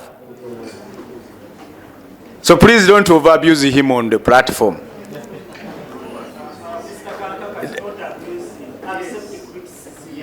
That's why I have used the word don't overabuse him. I have not said don't criticize. Because the criticism should be constructive. But as Isaac is telling you, sometimes you have half facts, quote a fact, and you are criticized. And sometimes no fact, but perspective, and you are criticized. And unfortunately, a leader is constrained. What he or she knows, he cannot throw it out, because then he ceases to be a leader.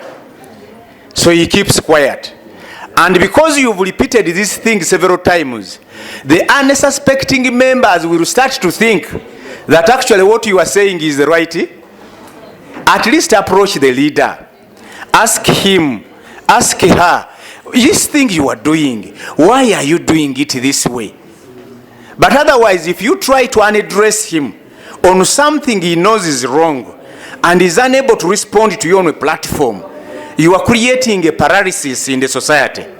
So I would appeal to you, don't create that paralysis for this executive. We have a lot of trust in its ability to deliver. With that, I want to thank you. I want to thank Almighty Allah for guiding us through, CEO and your team, the hotel, the media. But before I take a leave, we have the Lawyers League. Our team is participating, defending that. And people are already planning for us, strategizing. We need money. We need players. And ladies, we need lady players, women, because it's a requirement. So please, let's support that team. CEO and the treasurer, probably the next drive come tomorrow, is going to be for our team, because we need some resources for it to be able to effectively participate, inshallah. And our dinner is coming on 22nd November. Second, is it? Second. We shifted it, okay. 2nd November, please contribute. Please attend. And I think by that time, you will see, those who don't understand this English of His Excellency Semambo, I will translate. I know Uganda, and I try to understand some of the things he's saying. So with that, I want to say Assalamu alaikum wa rahmatullahi wa barakatuh. This meeting is adjourned, and we'll have a special meeting for other business. Thank you very much. Sheikh Kasim Aina Anta, we need a closing prayer. We're also going to take a group photo with the current and outgoing behind our banner, and that will be it. Swala is ongoing. We can live at our own pleasure. I thank everybody that I've worked with to have this thing organized. I'm also very happy that I've seen members that have always wanted to be part of this, at least joining us. Thank you for your time. Assalamu alaikum wa rahmatullahi wa barakatuh.